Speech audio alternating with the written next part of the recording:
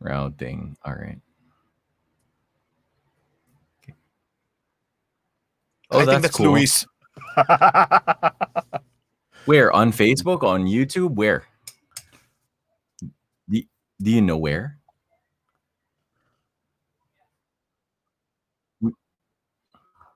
Oh, we are. Oh, cool. Already. Oh,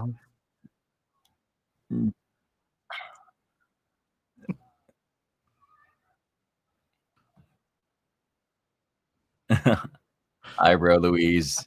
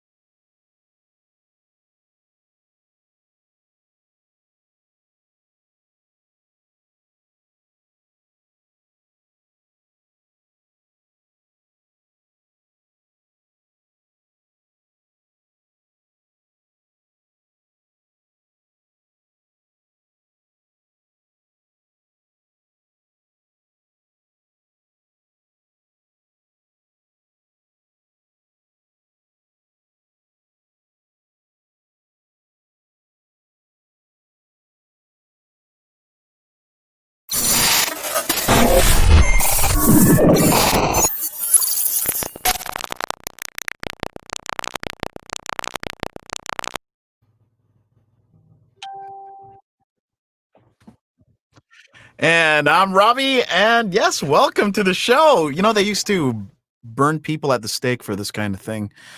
I'm happy we're living in this time where we can voice our opinions and just throw caution to the wind and all that stuff.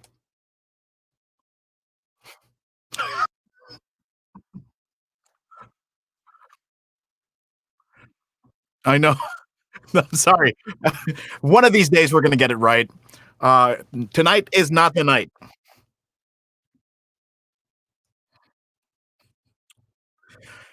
There's a pot.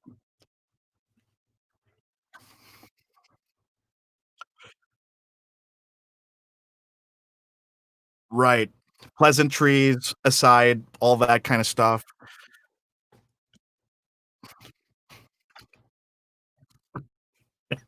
There's a pattern here. I think I this is something you know, every time we warm up for the show, I think to myself, okay, what stupid thing can I say next? And I end up not thinking of anything, and then we turn on the cameras and then out it comes. It's like magic. But anyway, no, unfortunately not. It's just verbal diarrhea. That's what it is. Anyway, that being said, please like and subscribe. If that wasn't motivation enough,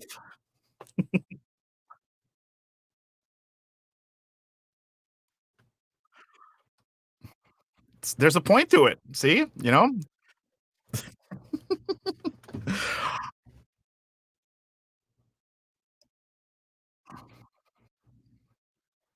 right, right. Oh, we've got yeah, well, we wanted to promote the show a little bit earlier on, and so we do have some taped portions. Taped, who uses that? Pre-recorded portions. I'm sorry, I'm showing my age. Pre-recorded portions. The problem is we don't really know what they are. No, but no, okay, we do have a pre-recorded interview with none other than the creative mind behind this upcoming Netflix film, which is the first animated film to come out of the Philippines. And so we're going to be talking to him a little later on. And we're also going to be doing a rundown of this week's most interesting topics, I guess, as per usual.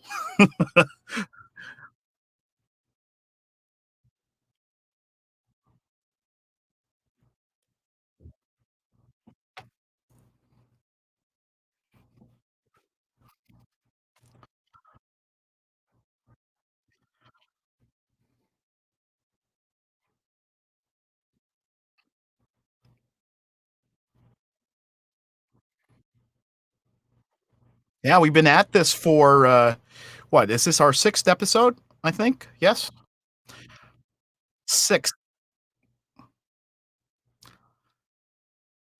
fifth.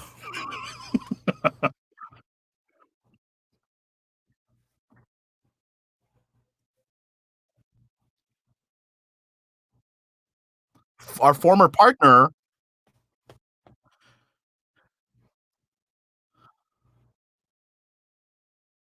That's right. Oh, I miss you, girl. What's up? Uh, s- so nice to hear from you. Isn't it so cool to hear your name? On a stream instead of the radio. It's like a level up. Speaking of leveling up, we have a brand new. I'm sorry. Speaking of leveling up, we have a brand new partner to the show for tonight's at least for tonight's episode. We'll see how it goes. You guys be the judge. Tell us how he does. Tell us how he fares. Eh, what are you talking about? We're making him popular. We're making we told hey, you want us to make you sikat? You come join us. We'll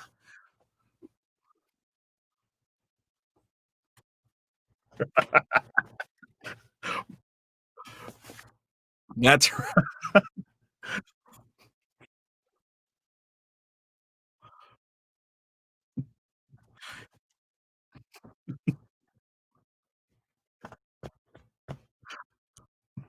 That's right. Ladies and gentlemen, please put your hands together for Pug Daddy himself, Jarek Carino. There you go.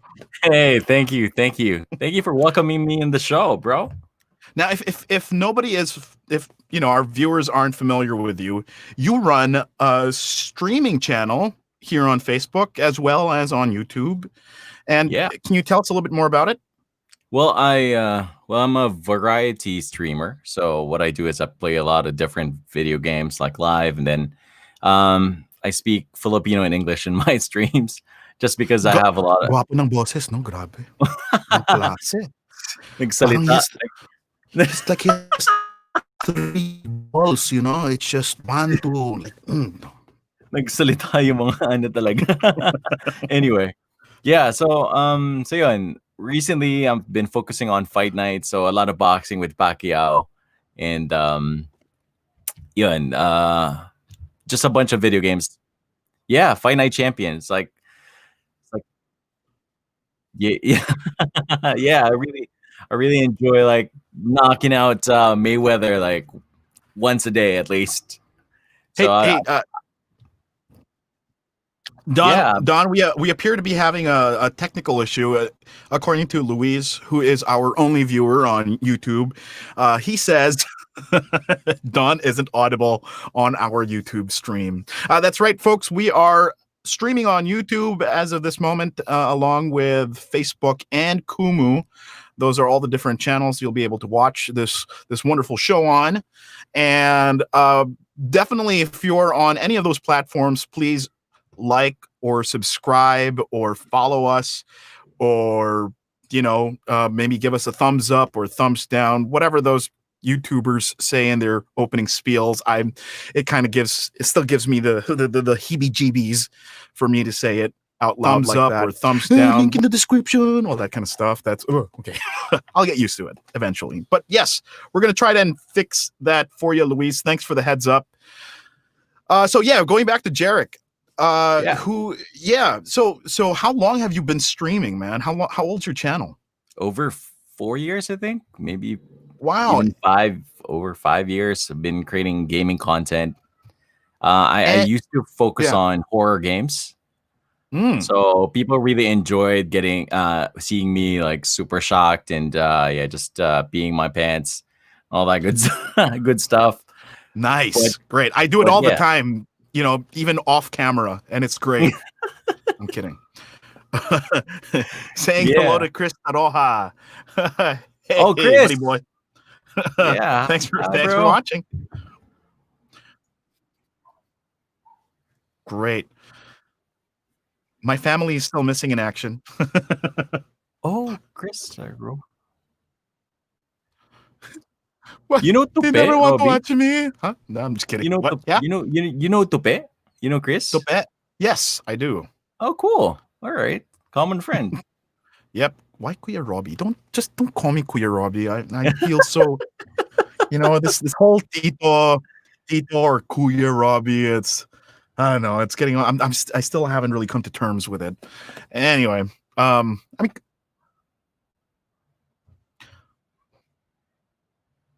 yes, let's do it.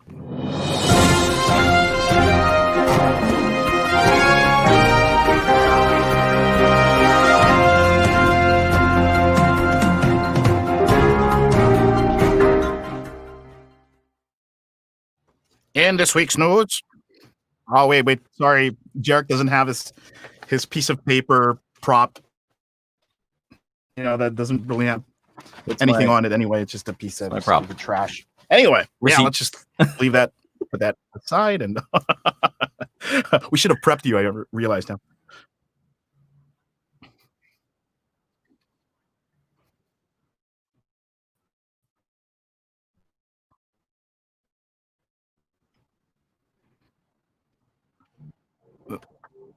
Yeah. There are a lot of Xbox Series X's out in the wild already. A bunch of tech journalists and famous YouTubers got hold of a functional prototype of the Xbox Series X, which they got to tinker around with for a few days and put it through its paces.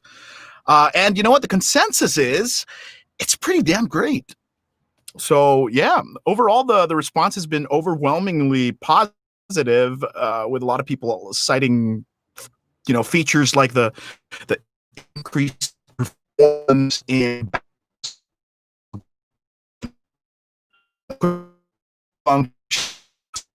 now. And another remarkable trait of this new machine is how quiet it actually is. Ooh. So yeah, it barely makes a peep. Unlike previous generation machines like the PS4 Pro, which roared like a jet engine whenever you'd fire up any one of the more recent AAA games. So this is a step in the right direction. I really hate the sound of the PS4 Pro. So yes, and take a look at this. Look at this wonderful facade.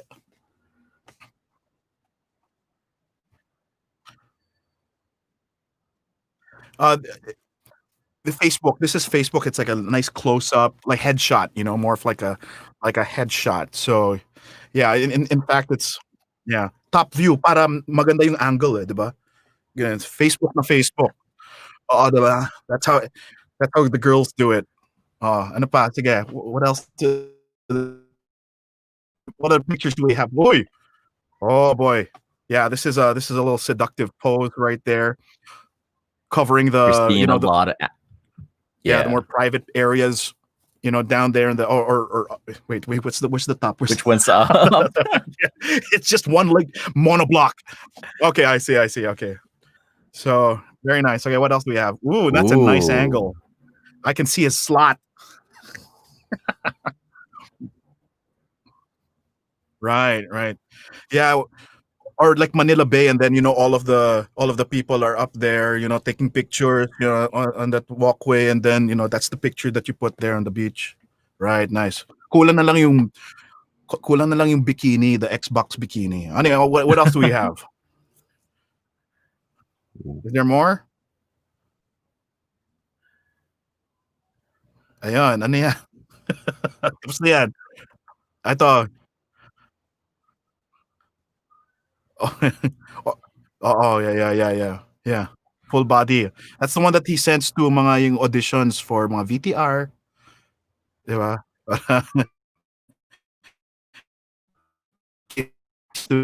Commercial or something. Oy, my goodness. This is NSFW. Cover your eyes. This is where we're looking at the more intimate areas. The underside. Wow. It's like careful. We might get blocked on Facebook for that. Oh wow. This is oh my god, this is like the This is scandalous, huh? Oh, the Xbox Series X with a little switch. Little boy. Medyo questionable tong combination, huh? Oh my gosh. I know. It's not a good. I don't think it's a good match. It's I think anti the pedophilia people will be very concerned here. Sorry, I don't know what else. It's just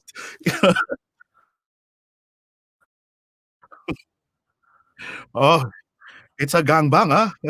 Dear goodness. 2 Xboxes, 1 PlayStation. Yeah, and then there's that one odd man out. What is that? A router or something? It's just like I just walked in here. I just happened to swing by and decided to join the party.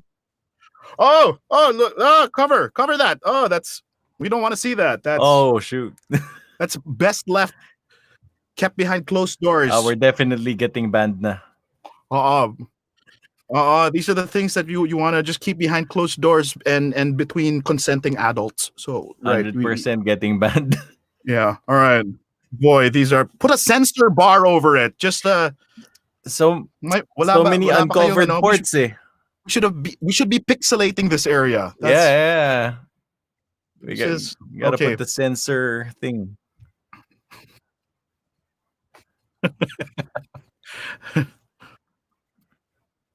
Well, that wasn't just a hands-on look at the Xbox. It was like a up close and personal, zoomed in kind of hands-on look. Eyes on. Okay, but that is looking like a sleek machine. It's looking sexy, and I can't wait. So yeah, man. Yeah. Well, yeah.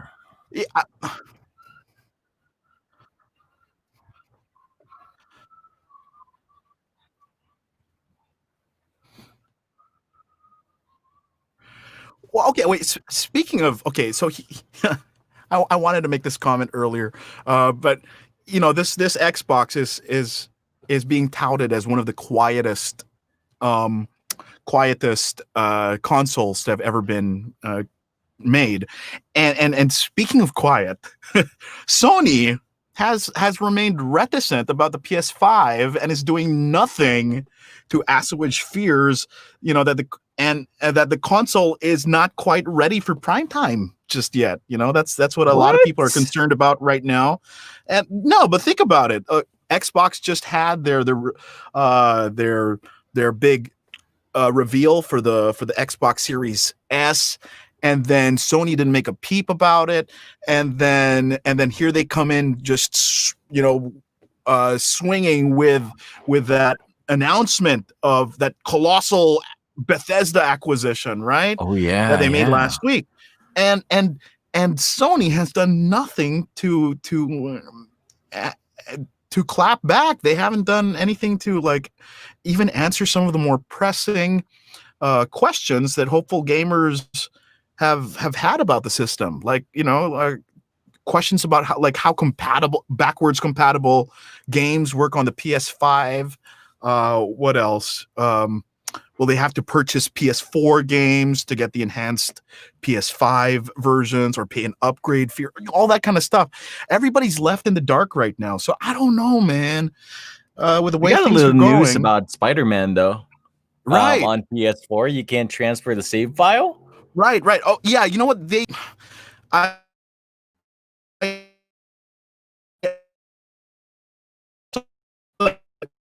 on IG head around it. I think I have a link right here.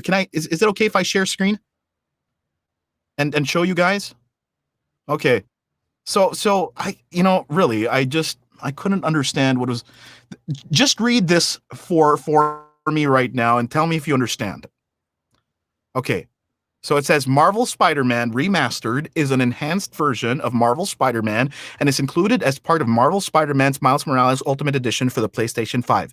In addition, players who purchase Marvel Spider-Man Miles Morales on PlayStation 4 can upgrade at no additional cost to the PS5 version of Marvel Spider-Man Miles Morales and can take advantage of a paid upgrade to download Marvel Spider-Man Remastered. There are no plans currently to offer Marvel Spider-Man Remastered as a standalone. Players with a copy of Marvel Spider-Man for PS4 can purchase the Marvel Spider-Man Miles Morales Ultimate Edition to experience Marvel's Spider-Man's Remastered on PS5. Marvel Spider, I can't go on. That's just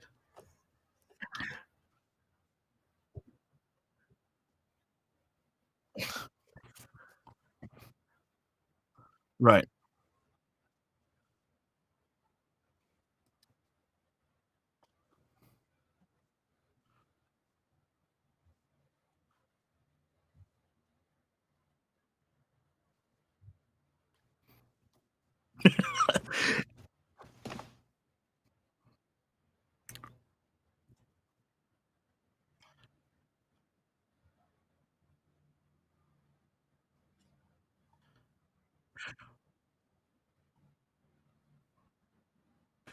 But you can't buy the standalone Miles Morales game on the PS5.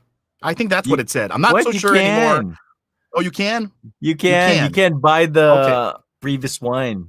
All right. Okay, fine.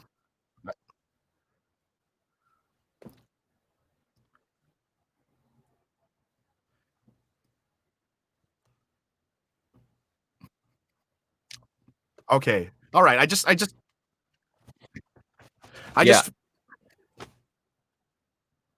okay, fine. I think what they're saying is that it's free. The remastered version is free if you get the Miles Morales Spider-Man, right? Is that right? That's what I don't even know anymore. I don't even. It is. Is that what it said? When I tell you to pick up the left rock, it will be the right one, and then only the right rock will be left. Parang ganon eh. It's just what the heck? Oh my gosh. Can't they just make it simple? Can't they just do what Microsoft is doing and just let your games carry over to the next generation? See, they make it so simple. Yeah. Okay, fine.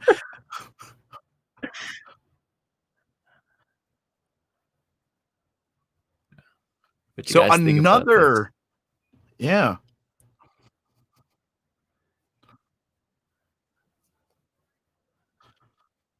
Right. So a new competitor has entered the ring. Oh, by the way, before we move on, can we say hi to some people who are tuned in right now? We've got, let's see, Gab, we've got Alan, we've got Bobby Claudio. What's up, man? Thanks for watching. Still getting used to the word watching. Jay Vencer. Oh, this brings back memories to my animation days. He was my classmate back in animation school. And Mervin. How are the lineup of titles Right. between Sony and Microsoft looking like? Says Jay Venser. I think they're going, yeah, toe to toe because of the acquisition of the Bethesda acquisition. But anyway, Yeah. let's take a look at Luna. This is looking quite compelling as a proposition. I mean, they've got over 100 games already in their library, and that's like a whole lot more than Stadia offered at one point. I don't even know if Stadia is still alive. Is that even going to be a thing? Haven't they given up? I think it's not going to be a thing here in the Philippines. Like, Definitely not. Yeah.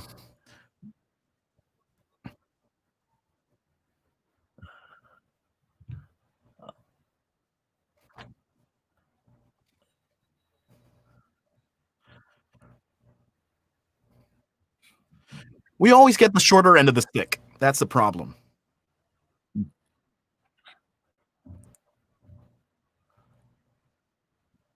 Oh yeah, dude, Netflix. But they can't call themselves Netflix anymore. They'd have to call themselves something else, Net Games or Net. There's already Net Games. Yeah, there's already. Don't forget that idea.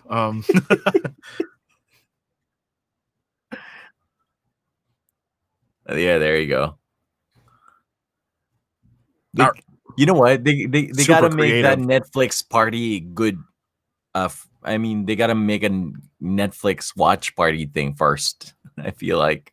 Yeah. Oh, but you know what? I have to say, this is what this is proving is that this is the direction that the industry is taking. I mean, everything's becoming a streaming service, and we have to be prepared for it, and we need better internet.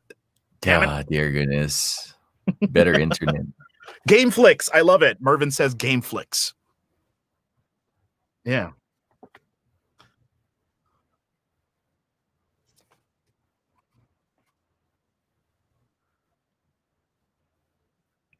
Yeah.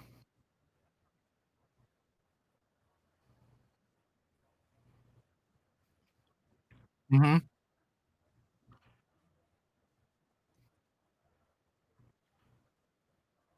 Was it really? Yeah. It's part of their DNA. Oh.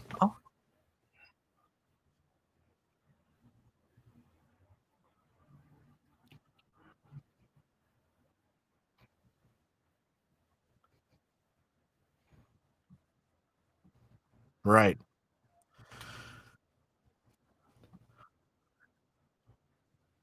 But what differentiates the three of them? I mean, the three of these services. I mean, it's whoever has the lowest latency, the one whoever has the best games. Is that how they're going to compete?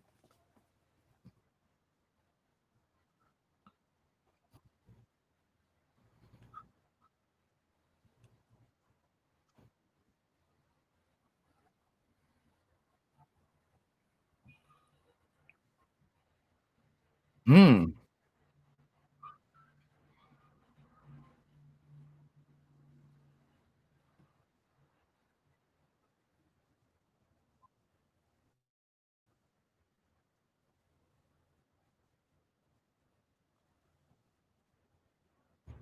Right.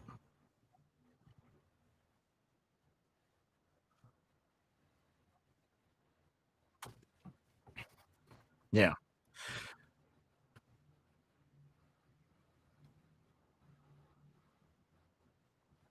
Yeah. Actually, I read that Amazon. I think this is their USP. I think the fact that they're not just streaming games, but they're allowing you to stream on Twitch and on different platforms. I think that's because Amazon owns Twitch. Am I right? Is that how it works? I kind of forget. So they have that Amazon owns component. Twitch? I think so. Yeah. So that they have that component, and so not only will you get to stream games, but you'll actually get to stream your games. Sorry, I didn't I confuse people. You could stream games to play, and then you can also stream games for people to watch. So that is what sets them apart from the others. So this might be something that you might be interested in, Jarek, because you're a streamer. Yeah. I'm really, you know what? The only the major positive thing that I'm seeing once this whole streaming thing begins and we have better internet here in the Philippines is that um we won't be as focused on mobile gaming anymore. Right, Like we right. gotta bring more people to real games. I know. Are there a lot of streamers here in the Philippines who like stream PS4 games or Xbox or even PC games? Is it all Mobile Legends? It's like probably 98% Mobile Legends, and then the 2% is like the other streamers. Well, okay. Man, I think we're pandering to the wrong crowd. Dude, I've been battling myself. I tried to learn friggin' Mobile Legends just to reach that crowd, but it's so difficult for me. I'm like, there are so To many other penetrate? games. Is it a hard market to penetrate? Or is it You gotta just be good. You gotta be okay? good. Yeah, you You gotta got to be be really skilled, you good. mean? All Yeah, right. yeah, you gotta be really I've skilled never played any of those games. I'm not or a really funny. I think you gotta be either of the two. You okay gotta to be be. really, All right. really funny. Well, we can be one of those. Maybe. I don't know. We'll see. But yeah, interesting how things are turning out. Yeah, you were saying?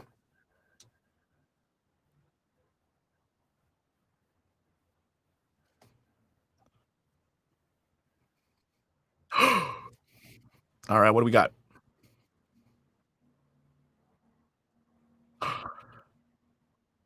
Has it okay, so this has been announced but with a trailer or is there a is there a trailer? Is that a trailer or is Ooh. that just a screenshot of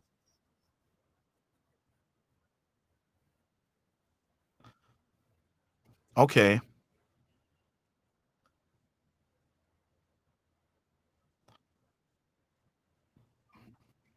interesting. Is it still gonna be Lawrence Fishburne? Just kidding. I know it's Samuel Jackson. I'm just messing You're with gonna you. get in trouble. Yeah, he's gonna get so angry.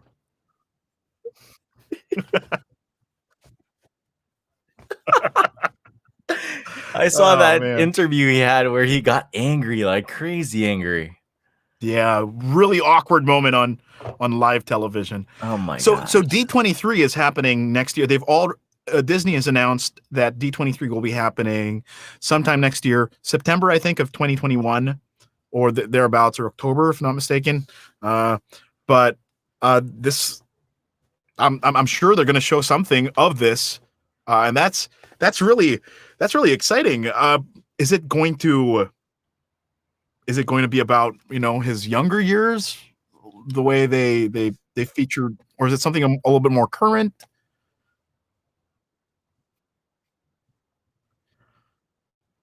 Hmm.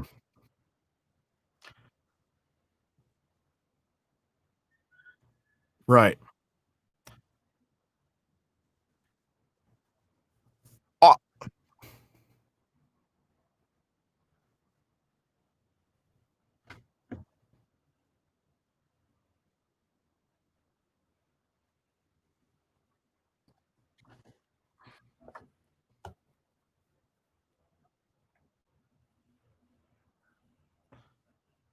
yeah.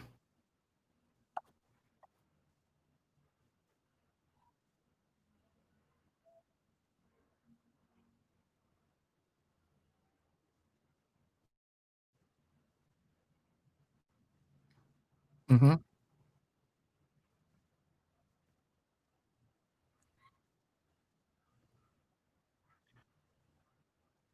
Enola, yeah. Cavill, yeah. Right.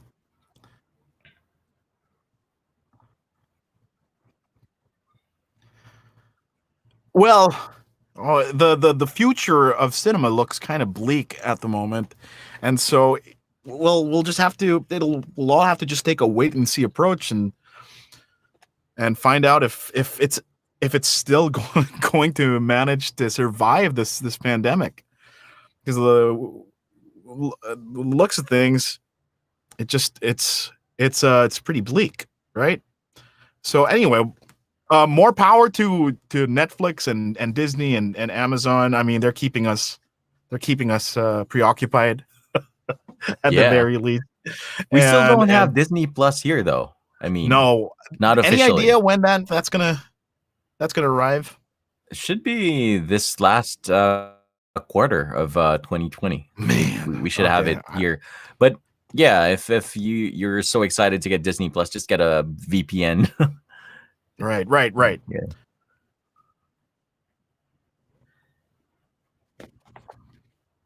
It is. What, like NordVPN won't do? Damn it. That's what I use. Yeah, same here. We'll see how it works. Yeah, of course. Obviously. And you need an American credit card for sure. Yeah, you need an American credit card. That's insane. Yeah, so it's not very promising. Unless you've got relatives in the States, right? Okay. What else do we have? Let's move on. One of the best shows on TV right now.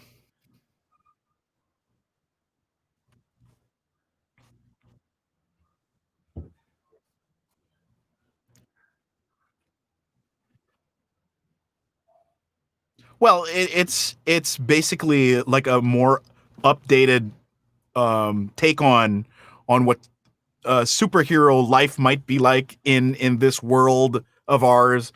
So it's a very realistic take on how capitalism might affect the lives of these soups, as they're called.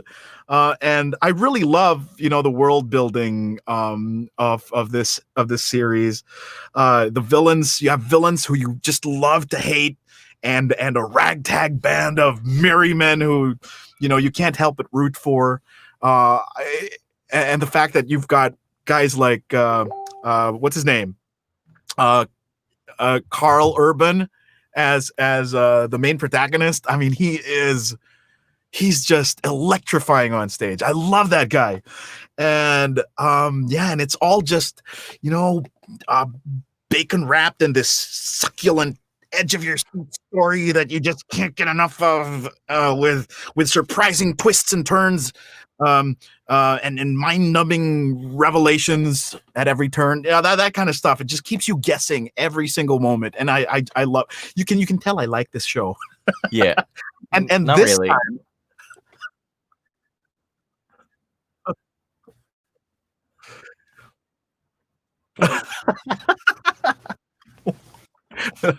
no. Oh yeah, he's the one who Carl pitches, Urban right? accent. Okay. Oh, dude. No, and what's so cool about the spinoff is that this time, they're giving it the My Hero Academia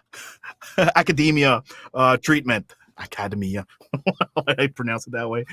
Only more R-rated, with more violence and gore and sex and all the other stuff that we love, that you can shake it. More gore and violence and sex than you can shake a stick at. Dude, I gotta check this out. On V. On what? On V. Well, you have to see. Yeah, it's the drug that they use to become superhuman. But really, this. Yeah.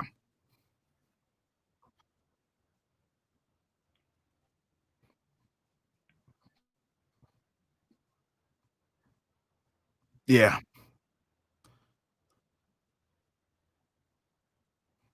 Yeah.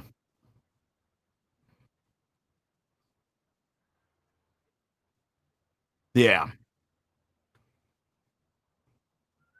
Yeah.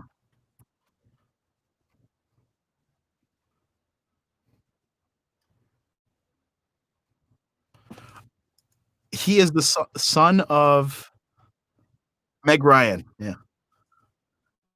Yeah. Right. He's a Quaid. And he looks like the spitting image of like the both of them. Yeah. Yeah, Jarek, you got to see this show, man. I mean, Yeah, I'm like, it's worth the $5.99 that you're gonna spend on Amazon Amazon Prime. Prime, right? All right, all right, all right. It's Checking great. out now. It's just a it's a breath of fresh air, for people who are craving for something that's less saccharine and cheesy than your typical superhero flair, right? It treads areas that not too many shows or movies explore in terms of morality and yeah, like I mentioned earlier, this idea of how capitalism might affect the way they operate, and it's brilliant. It's so brilliant, and it makes the idea of having superheroes really scary, actually. And so you're always, I mean, it's like you want to walk on eggshells when you're around these superheroes, and it keeps you, I don't know, the tension is amazing on the show. All right, I'm sold. I'm getting Amazon Prime tonight. Yeah. I have made you a convert. There you go. I actually had Amazon Prime before, and I couldn't for the life of me figure out how to play videos on Amazon Prime. Yeah. So it was like saying that it was region locked or something. Amazon Music and Amazon Video were locked. I mean, I couldn't access them here in the Philippines, and I'm like, okay, screw it. I'm giving up Amazon Prime. I'm good. Right. And then, oh my gosh! Wait, hold on. I just kind of made a boo boo, and I have my best friend Tim to to thank for pointing this out. Yes, it's a bit of a spoil. Not, you know what? It's not really maybe sort of just a little bit, huh? but anyway, we only have 13 people watching, so it's still at the moment. At the moment, I'm guessing it's not a good video. Oh, right. Wonderful. Hey, Kumu people. Sorry. Sorry. Something's wrong with Facebook, I think. It's not. Yeah. Anyway. It's so weird. Okay, what do we have? What do we have next?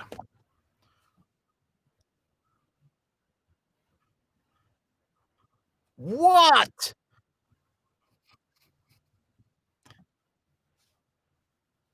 And he agreed?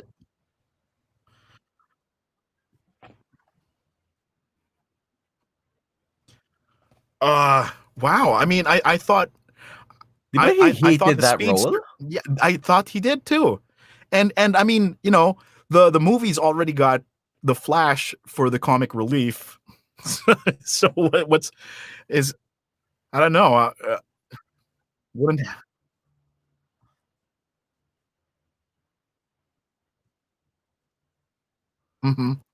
Yeah.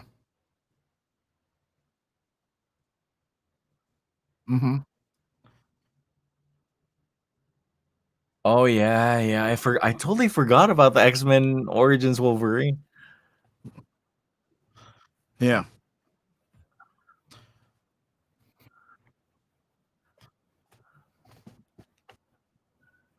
Yeah.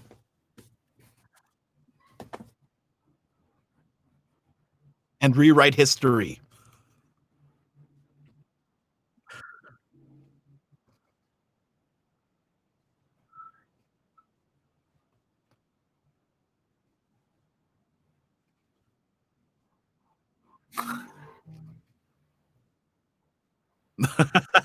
As Batman. Well, with the way things are going in the DC universe, that might actually be a thing. I mean, you're bringing back the original Batman, right? To Michael Keaton, to one of the upcoming movies. I don't know how that's going to play out, but the fandom is just rife with speculation right now, and we're just waiting with bated breath to see how this all turns out. Anyway, saying hello as well to Warren T. Warren. Tito Warren. Oh, Thanks Tito. no. Thanks for Kuya na lang, Kuya. Kuya Kuya. Warren, thank you so much for tuning in. Okay, yeah, this is looking really promising. I mean, he's probably only going to have a cameo appearance, right? It's not going to be anything. He's not. It's not going to be a major role for sure. I just wonder how they're going to incorporate him. That's going to be really interesting. It really sounds like they're changing Justice League a whole lot. Is it going to become a series or something? Are they planning to turn it into a 3-part, or because there's a lot going on now? I don't know if it can all fit in one movie.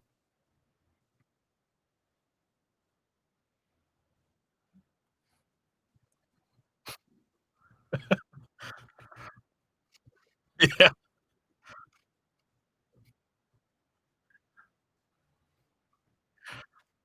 Wait, I'm probably in the minority here, but I didn't think it was so bad. I mean, You know what, Robbie? I'm like, what? I was just holding my holding my thoughts in because I also didn't see it that bad.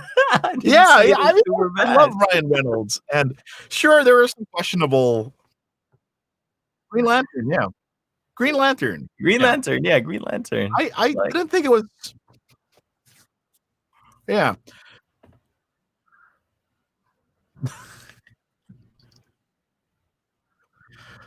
okay, okay.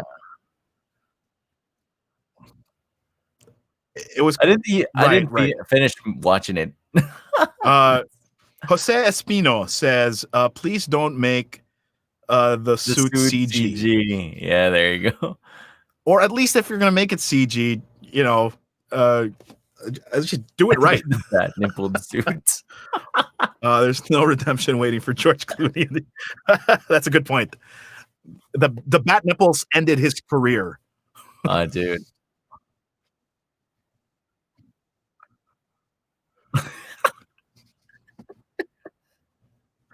Oh boy. And not CG, right? I wonder what they're going to think of next. You have bat nipples, and then maybe Green Lantern pubes or something. I don't know. Oh We'll my see. god.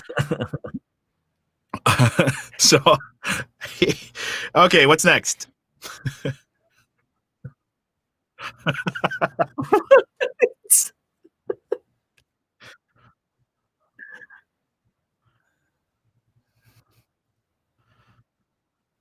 All right, I'll take the reins here. So back when we were doing a radio show many years ago, over a decade ago, we used to do this segment called Out of Tune, where we would take lyrics of a particular song and uh and put and sing it to the tune of a different song. It was it was very hard to do. It was very difficult, but it was super fun and funny. So this time we're taking a bit of a detour, and we're going to try to figure out the lyrics of a particular song. Now, I don't know if you've jumped on the BTS bandwagon or anything like that. Are you familiar with this boy band by any chance, Jarek? I've they're the K-pop boy band, right? Right, right. So I mean,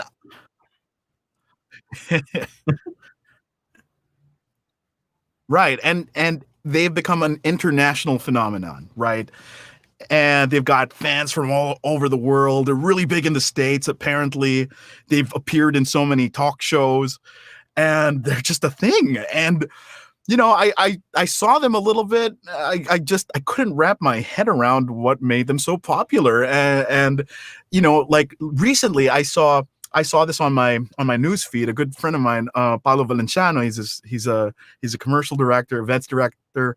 He he said that he had watched this concert of theirs on YouTube. It was called My Little Desk or something like that.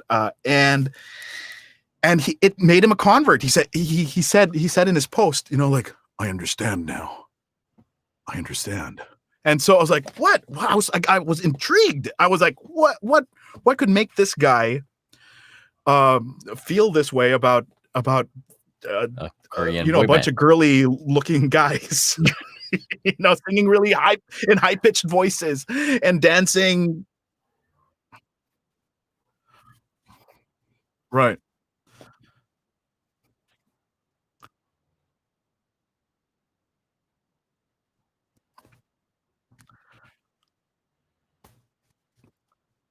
Give me Momoland any day. Give me Momoland or Blackpink. That one I get. I understand.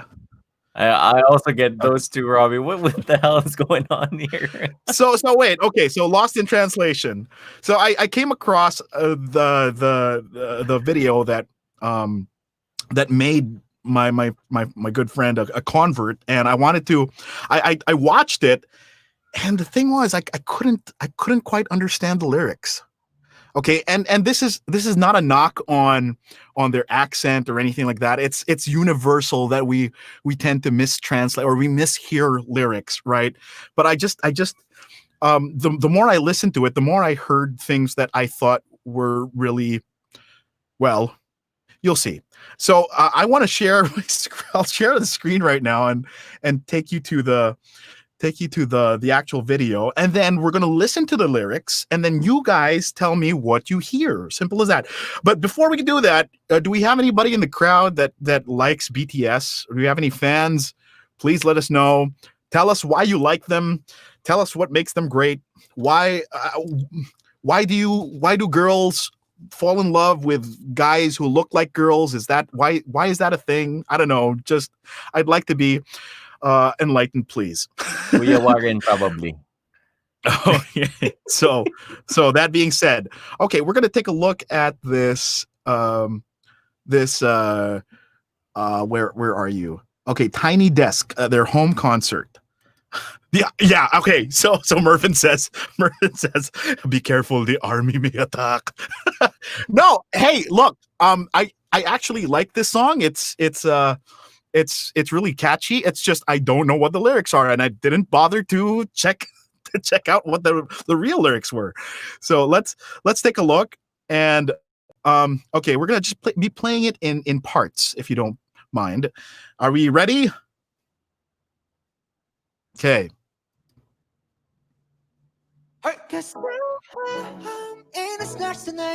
Okay, what was that? What did you hear just there? Something tonight. Okay, let's hear it one more time.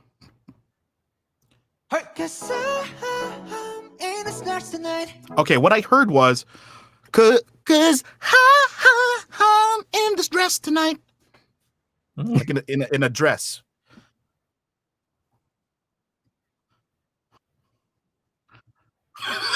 Okay, what? So, all right, listen to it.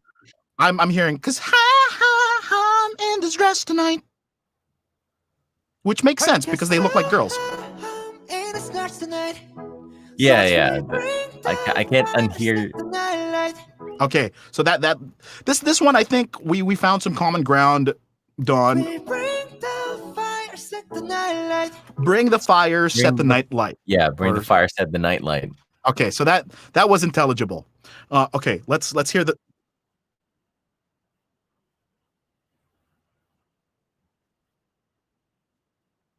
Okay, you're off with the rhythm. Anyway, you're off beat. Okay. All right. So.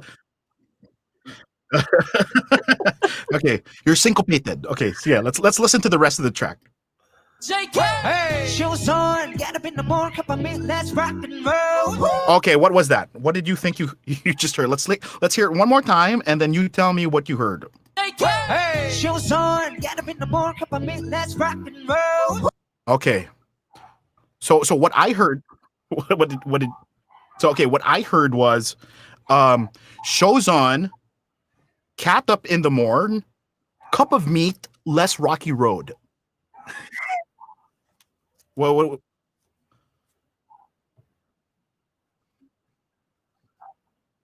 that's rock and roll. Okay, so that I think that makes more sense than what I heard. Let's hear that again. I swear to you, I hear cup of meat. It's got to be a cup of meat. Maybe that's a breakfast in South Korea or something. I don't know, but or gotta meet somewhere. I don't know. Cup of meat. It's got to be cup of meat. Cup of meat. What the hell's the cup of meat? It really is cup of meat. Is that a thing in Korea? There's a cup of meat. There's a cup of meat. Okay. we do. Where? Maybe meat cups. I don't know. Yeah.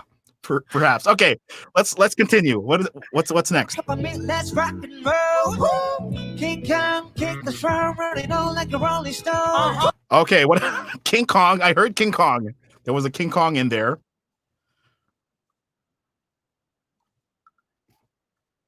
I think I heard King Kong kick the firm. I don't even know what that means. Kick the firm, thing all like I'm rolling stoned. Maybe I don't know. I thought that was an allusion to maybe drugs or something. Bunching up my volume a little bit.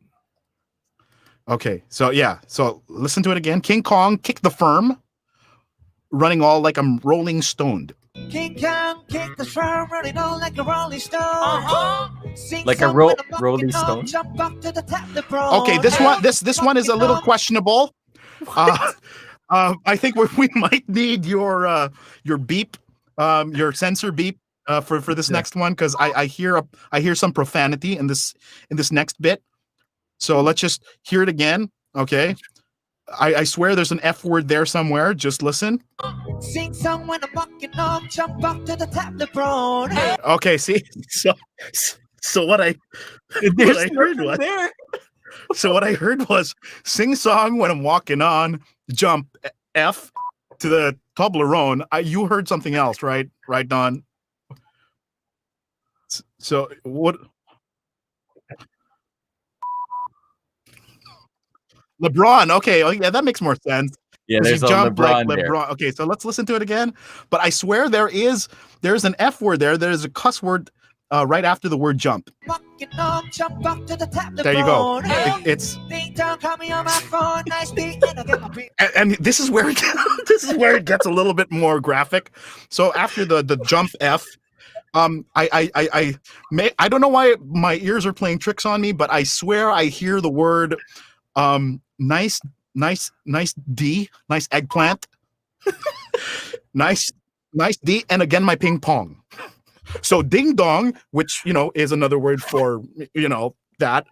Call me on my phone, nice D, and again my ping pong. What did you think? Okay.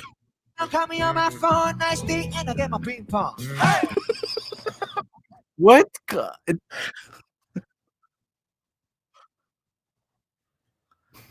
right. Okay. I heard. Like coming on my phone, nice D. Nice beat. Okay, I'm hearing something more. Yeah. Something more sexy. Okay, so let's leave it up to the audience to determine. Let's hear it one more time. Call me on my phone, nice beat, and I get my ping pong. It's the D. Nice. It's a D. Yeah. It's nice dick and again like ping pong. So that's probably another. I hear ping pong. Is he So actually talking about his balls or And something? again ping pong. So you get ding dong, ping pong maybe. Okay, all right. From the start. All right. Cause I'm in the stars tonight. I'm stressed tonight. So In distress tonight. The fire, set the night light. Okay. JK! Hey! Shoes on, get up in the morning, cup of meat, let's rock and roll. Cup of meat. King Kong, kick the show, running on like a rolling stone. Sing song when I'm walking on, jump up to the top of the throne. Ding dong, call me on my phone, nice beat, and I get my ping pong. This day, Okay, let's listen to the rest. Life's sweet as honey. Yeah, this beach chain like running. Whoa, wait, what was that? I'm still lost. There was a I heard something about a beach, maybe. So life sweet as honey. Yeah, this beach changed like money. Ha. So maybe they're and work with me here, just entertaining for a bit. I really feel that like maybe they're making a social commentary on the Manila Bay Beach issue. You know how. Anyway, you'll see what I mean a little bit later. So anyway, let's just listen. It's life sweet as honey. Yeah, this beach change like money. Can you see the connection there? Because people were talking about how the government spent so much money on the beach. So listen again. Am I reading into it too much? You're reading into it too much. I'm sorry, but just listen. Just listen. Life's sweet as honey. Yeah, this beach chain like running. This love of a lot. I'm Yeah. into that. I'm good to go. I'm down. You know I go. I'm dumb. I'm dumb. Did he say Dime. I'm dumb and I want to glow up? I want to grow up, or what was that? I think he I'm was trying to say dumb. dynamite. Diamond. Okay, so that makes sense. All right, is it diamond? I thought dynamite. So much we bring the fire, set the night light. Hey, shine. Wait, okay, this part is crucial. This part Oh, is gonna be crucial. that's definitely a 100%. I'm telling you. 100%. Wait, what's going on? Okay, wait, one more. That's well, there you go. See, that's another cuss word right there. Freaking cursing. Oh, so many. Beep that. That's not. I thought it was shining through the city with a little fun song, like a. That's what I heard. Okay, let's hear the rest. Oh, see, oh, there. Line it up like dolomite. Dolomite. Oh, diba? They're talking about Manila Bay. I knew It's it. Manila Bay. Okay, let's continue. Line it up like dolomite.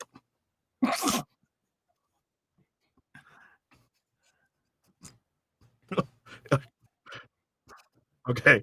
Oh, last part. I swear to God. Look, just listen to this.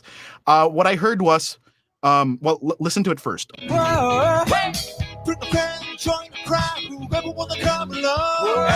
Okay. What did you hear there? Join the crowd. Or Okay, what I maybe heard- you could come alone. Okay, I heard Karl Malone because you already had LeBron kanina, diba? Yeah.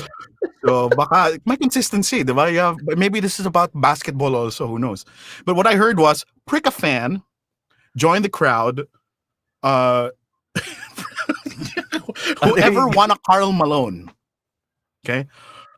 Yeah. Prick a fan. Prick a fan, join the crowd, whoever won a Karl Malone. No, it's Karl Malone. It won't fit kasi there's LeBron at the first part. Oh, yun na nga eh. It won't, yeah. It has, unless has of to course be- that wasn't go jump F. Okay, yeah, Karl Malone. yeah, Yeah. doing something with the Dolomites. I just don't understand why he says like prick a fan. I mean, with what? I mean, like a pin or something, or prick a fan.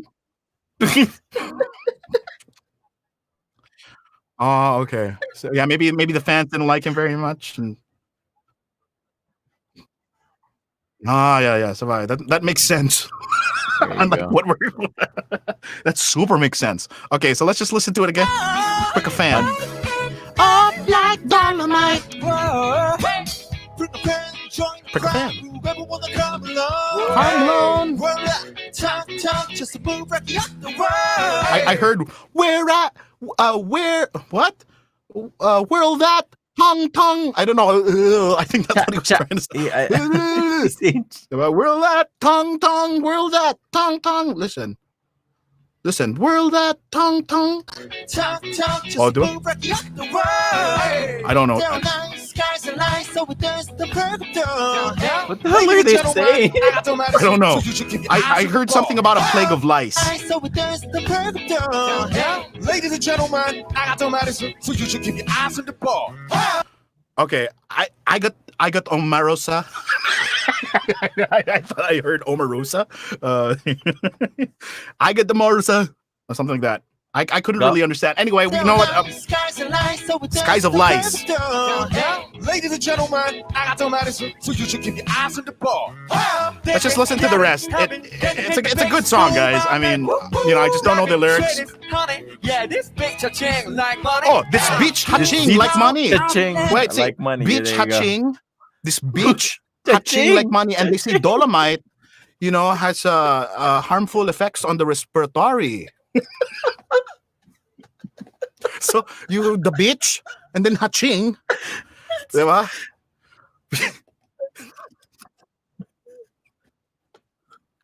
Yes.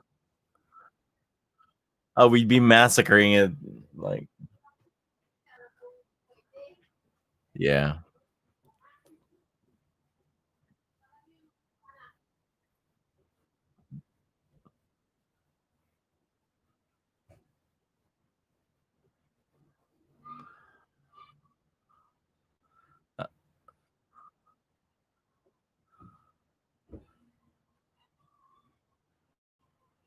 Come back. There you go. Sorry, I disappeared for a moment. You know what I think? I think if they sang it instead of rapped it, Okay. we'd Now- understand it better. Yeah. All right. Wait. Okay. Let's all take a look at the real lyrics and see which one of us was on the money. How about that? Okay. Let's see. Let's see. I've got the script right. I mean the lyrics right here. Let's see if let's see who of us was the most accurate. Let's check it out. Okay. See, here we go. 'Cause I'm in the stars tonight. Oh, stars. Ooh. So what me bring the fire, set the night alight. Alight. There's an A. Okay. Oh. Okay. And it says shoes on. Oh, I heard shows. Get up in the morning. Okay, I heard cat. Okay. Cup of milk. Where's that? Cup of milk. Cup of milk. Let's rock it. King Kong. It really is King Kong. Kick the drum. What the? Okay. Cup of milk. Okay. Cup of milk.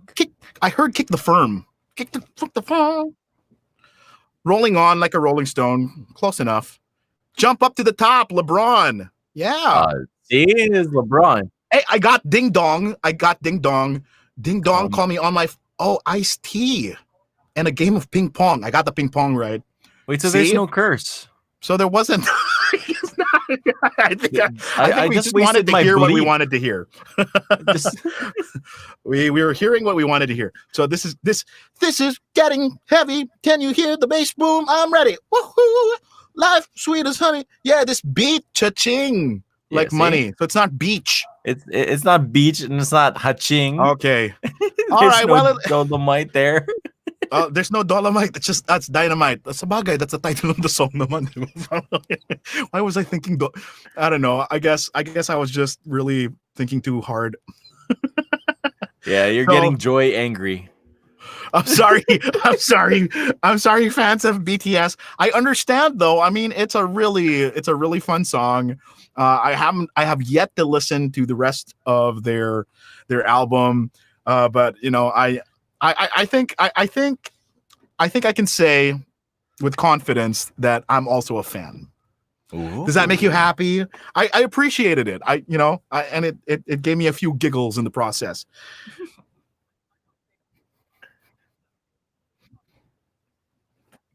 Yeah. Yeah.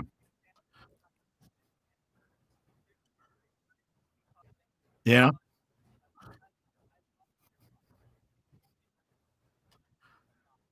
Yeah. Right.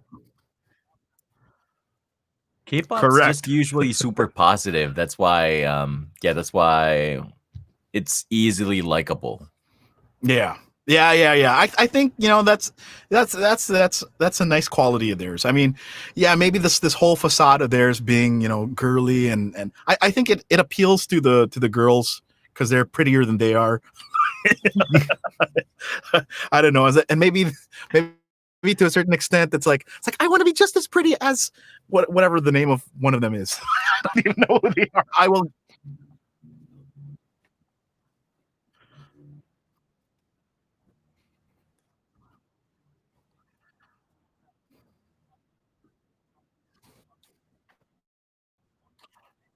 Wow. Mm. Wow. What?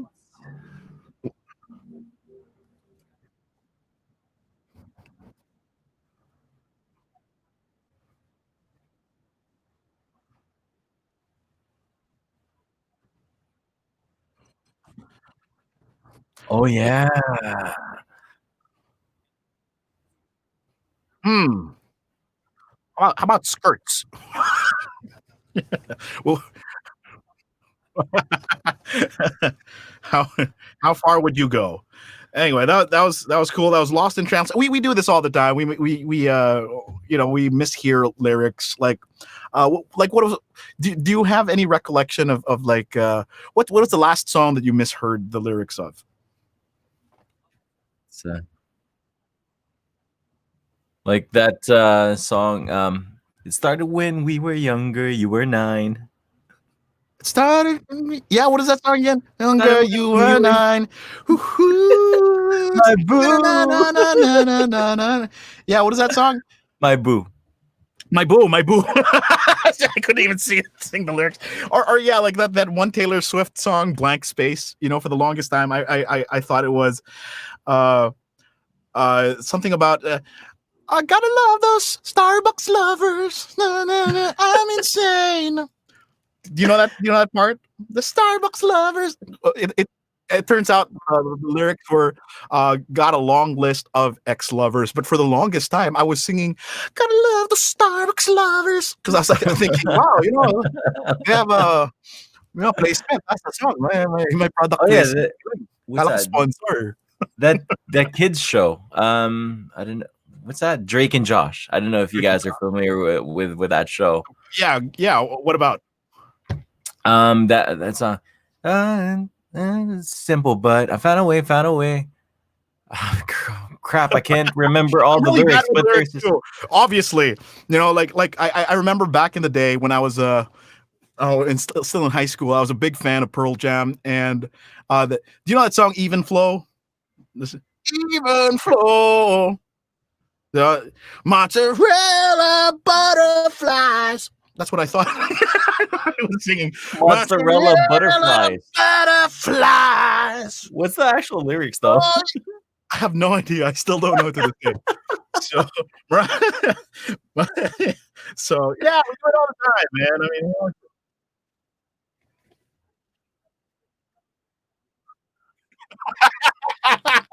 that's like Tiny Dancer. I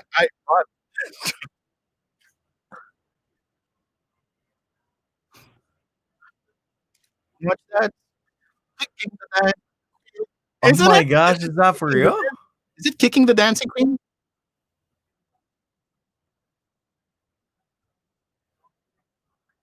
Begin the dancing. Wow, Yeah. that's news to me. See, I told you. Wow. Yeah. Yeah. So, well, anyway, that was lost in translation, folks. And yeah, is there anything else we have for the rundown, or are we done? Oh, right. Yeah. So last Thursday, we had the immense pleasure of interviewing a renowned but very down to earth Filipino director, Avid Liongoren, who really took the country by storm with his first feature film, Saving Sally. It was an award-winning, part animated, part live action film starring Rian Ramos and Enzo Marcos, which really pushed the boundaries of what could be achieved both creatively and on a shoestring budget. And his sophomore effort, Hayop Ka, is set to make another groundbreaking splash.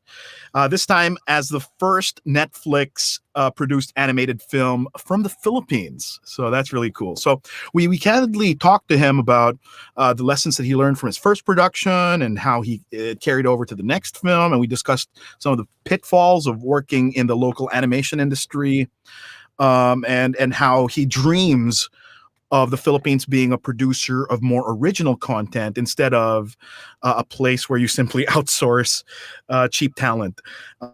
And so many more things, as even about a little bit about voice actors and stuff and the process that he went through. So it's really cool. So please sit back and relax and enjoy this week's edition of Crosstalk with Avid Liongoren, and we're going to be playing in just a moment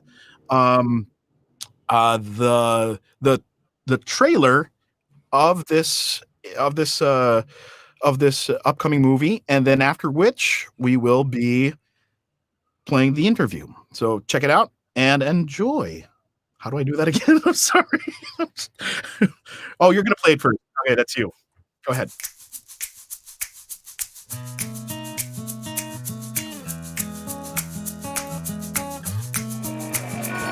Nympha di Mano, ikaw ay magmamahal ng dalawang lalaki ng sabay. Ha? May boyfriend po ako? Kain na. Happy Wait, anniversary. Swerte ka One na sa moment. I animal think na yun. we're getting like really Kung sa choppy. romansa at It's sa really choppy. masabing may Do you mind boyfriend, if I play it wala again? na akong hahanapin pa kay Roger. Pero, Inigo.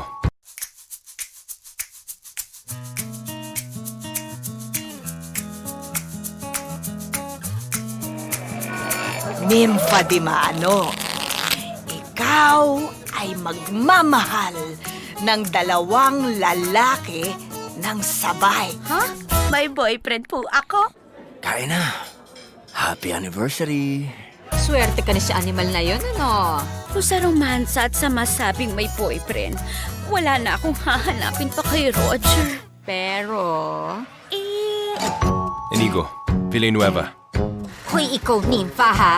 Huwag kang nahihibang dyan sa customer mo. Sumabay lang naman ako sa kotse niya. Maiba naman sa araw-araw na pag-angkas sa motor. Ready to roll, mga parol? Halika na, gutom na ako. Okay.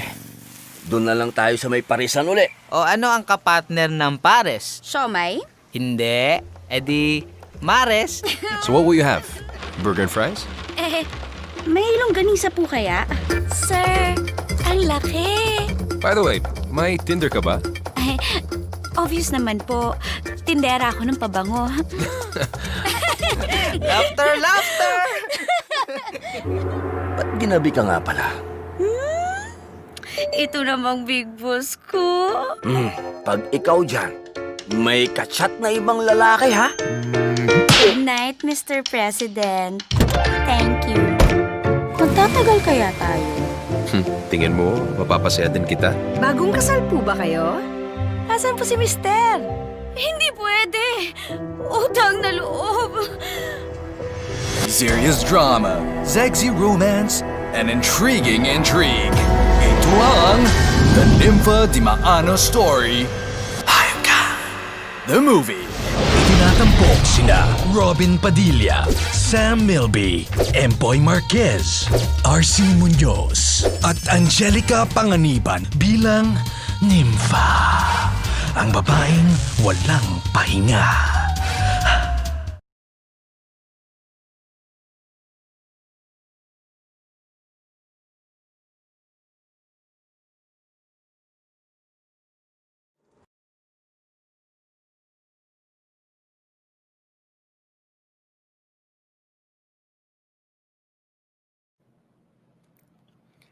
Hello, Ladies and everyone. gentlemen, yes, It's it is with Avid great pleasure.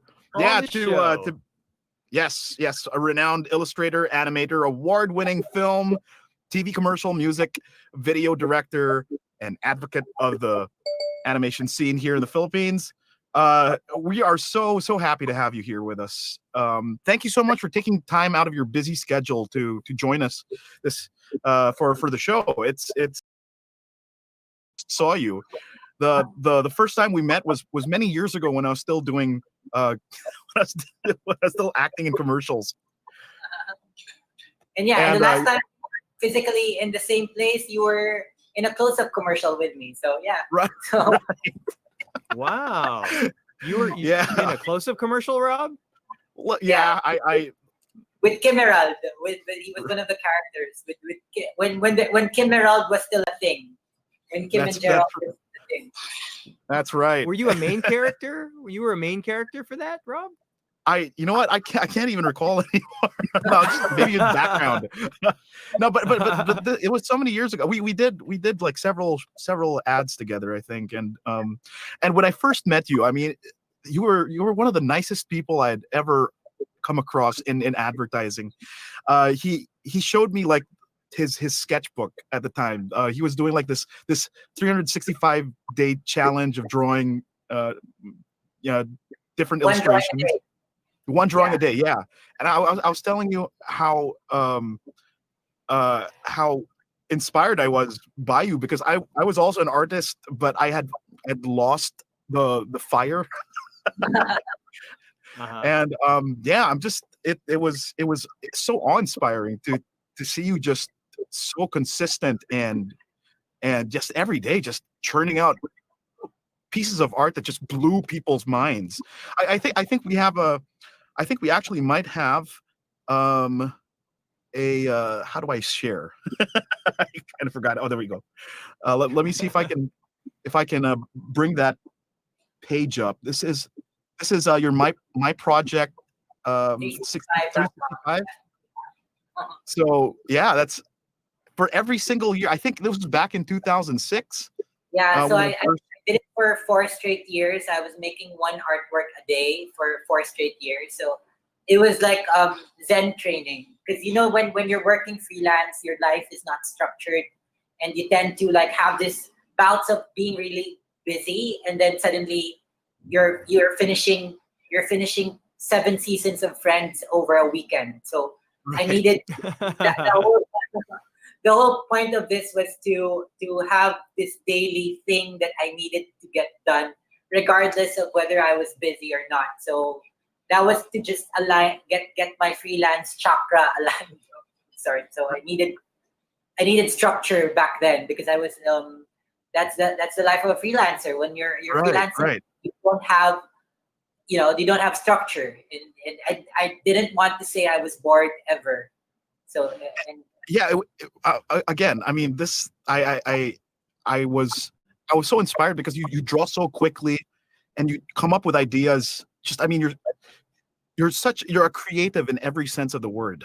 I mean, your imagination is unrivaled, I think, in the world of especially in advertising. And I think that's why you've gotten this. I mean, your reputation precedes you. That's for sure. You're pretty much a household name. I don't mean to put you on a pedestal, but every person that I've talked to in advertising knows Avid Liongoren, and yeah, we're so proud of you, man. And yeah, so let's on that front, let's talk about your current show that we're anticipating, that we just showed the trailer to, of course, which was Hayop Ka. This new animated series on that will be debuting on Netflix. When or film?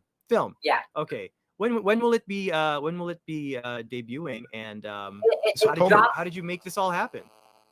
It drops in October 29, and we made it happen by having a fairy godmother who granted us wishes. Of course. it's a lot of hard work. A lot of it was over 3 years to get from having the stupid idea to putting all the teams together to delivering it to Netflix, and it drops on October 29. It will be available all across Asia. That's amazing, man. Okay, and what is it about exactly? What, for the viewers at home, like I'm sure they saw the trailer, but like it's really very simple. It's just it's your there's a girl, and she has a boyfriend, and she's unhappy with her boyfriend. Then she meets a rich man. So everything pretty much follows that thing, except it's a soap opera story, but told with animals. So that's Are you aware of the furry culture out there that this might appeal to? It was actually something that we had to accept when we started getting fan art. It's like, okay, so these are our people now. So it's like, and I was invited to keynote at Furry Pinas. It's like, okay. And it was only then that I learned. I used to, I am familiar with the word furry, but in a derogatory, from a from a sexual deviant definition. I thought that's what furry meant. So there's an entire group of people who identify as furries and who are constantly battling that negative. Furries is just love for anthropomorphic animals. What that love means is I do not know anymore. But there is a totally respectable convention, the Furry Pinas, that was like inviting me to keynote.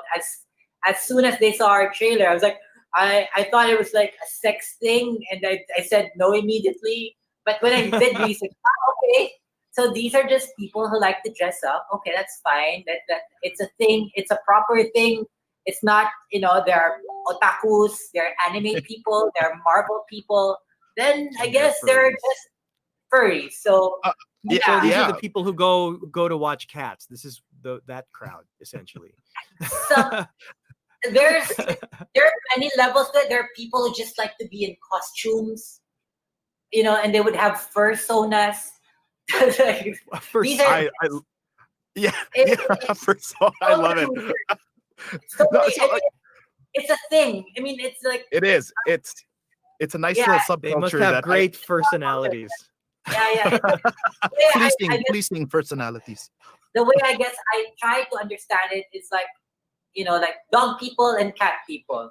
Like when you talk to a dog, you give it a personality. A dog has a voice in your head, and when you're in a community of dog people, you talk about your dogs as if they're people. So it's that weird, if for a non-dog person, that sounds really dumb, right? So I guess that's what I'm trying to reconcile with the whole furry thing. So this had nothing initially. This had nothing to do with the furry culture. What is the choice?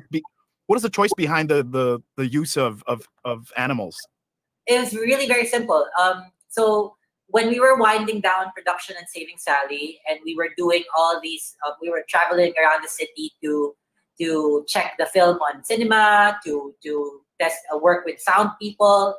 So we got stuck in traffic a lot to the point that we got sick of music. So let's tune into AM for a different, let's tune into AM radio, and then we tuned into an afternoon drama, and it was just so you're stuck in traffic, you're listening to afternoon drama on radio, and you realize how beautiful it is on its own, like how they're so serious with the delivery, and yet it's so funny because there's just a certain level of self-awareness, like how a pogi voice sounds so parang magandang hapon, binibini.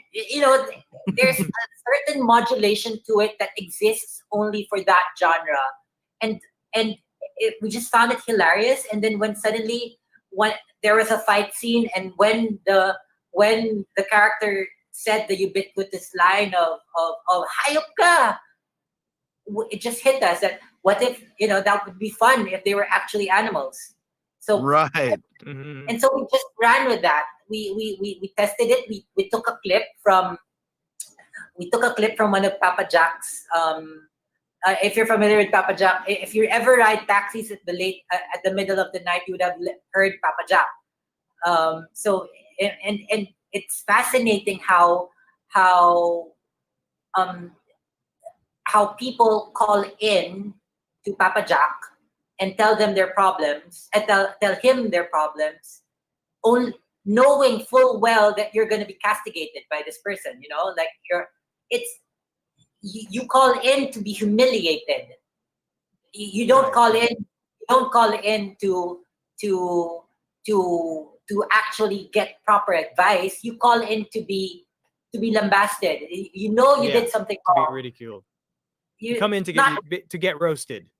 To get roasted, and I think it's more of like a penance thing, Penitensya siya eh. You call in to it's like it's one part confessional, it's another part like hitting yourself for the bad thing you did, and you want to be shamed for it. You get what I'm saying? So Right, yeah. and that's like, so it's fascinating. That's that so aspect. Catholic. It's so Catholic It's so to do that. Catholic, exactly. to want to be shamed for something when you know you did something bad.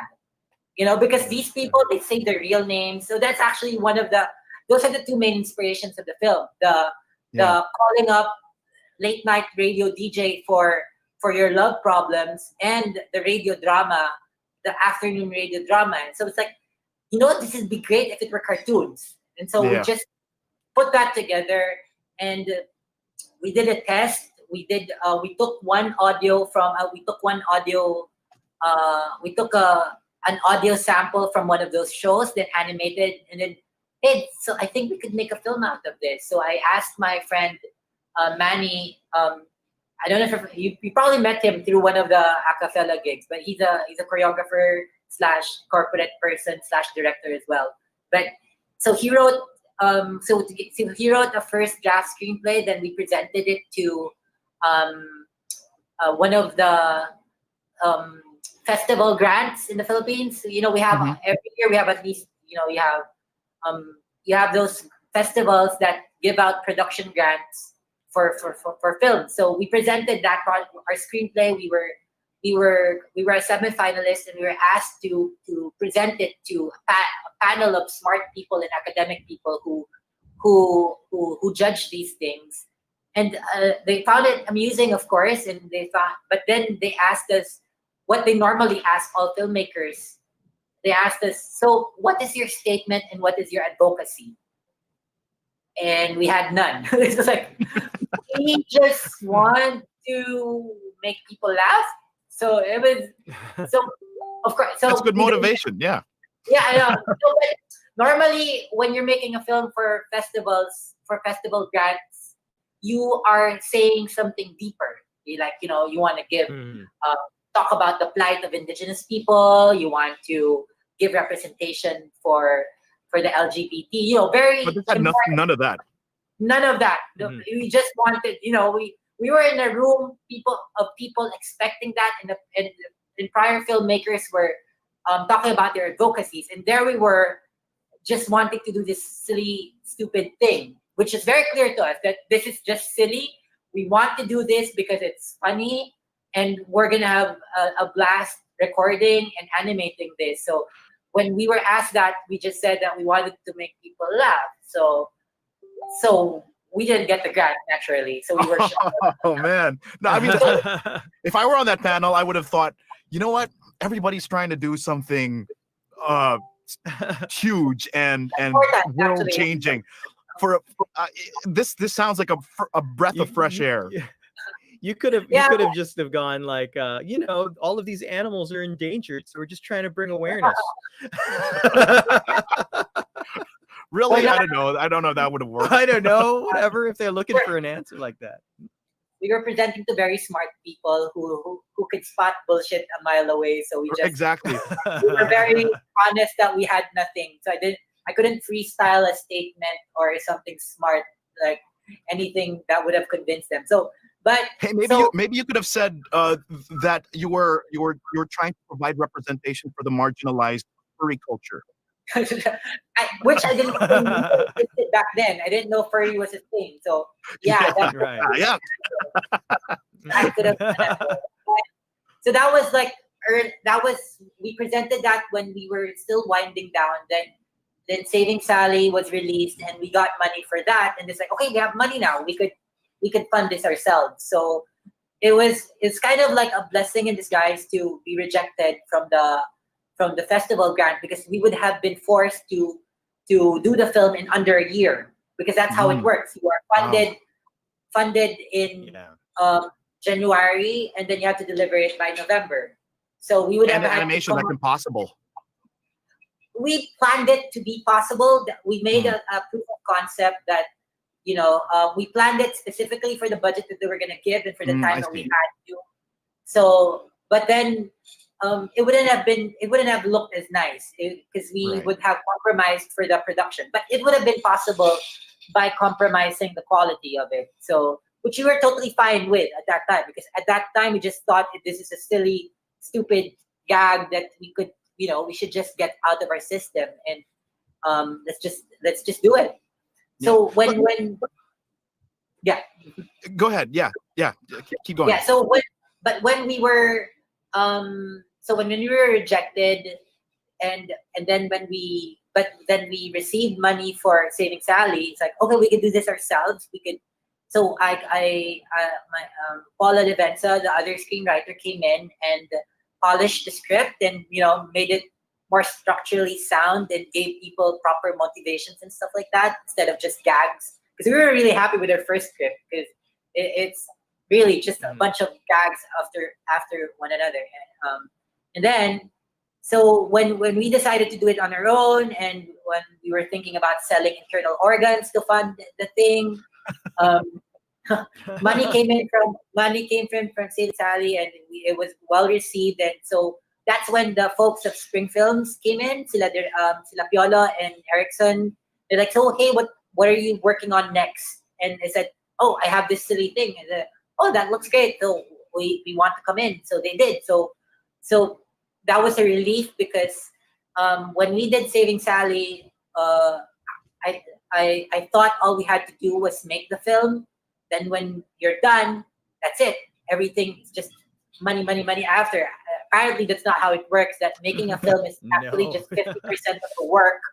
The other half is convincing people to watch it. So we had to learn how to distribute, how to get permits, and all that stuff. So it was like, it's like this white streak on my head that came out because of release of Say. I didn't have a white streak before. It was the stress of releasing a film, of gaining, of negotiating with cinemas to play your film and stuff like that. It's like something we had to learn after. So when I thought it was going to be easy because we already had a film, but then it was so hard to just get people to get it available to people and just even. Who was your local distributor?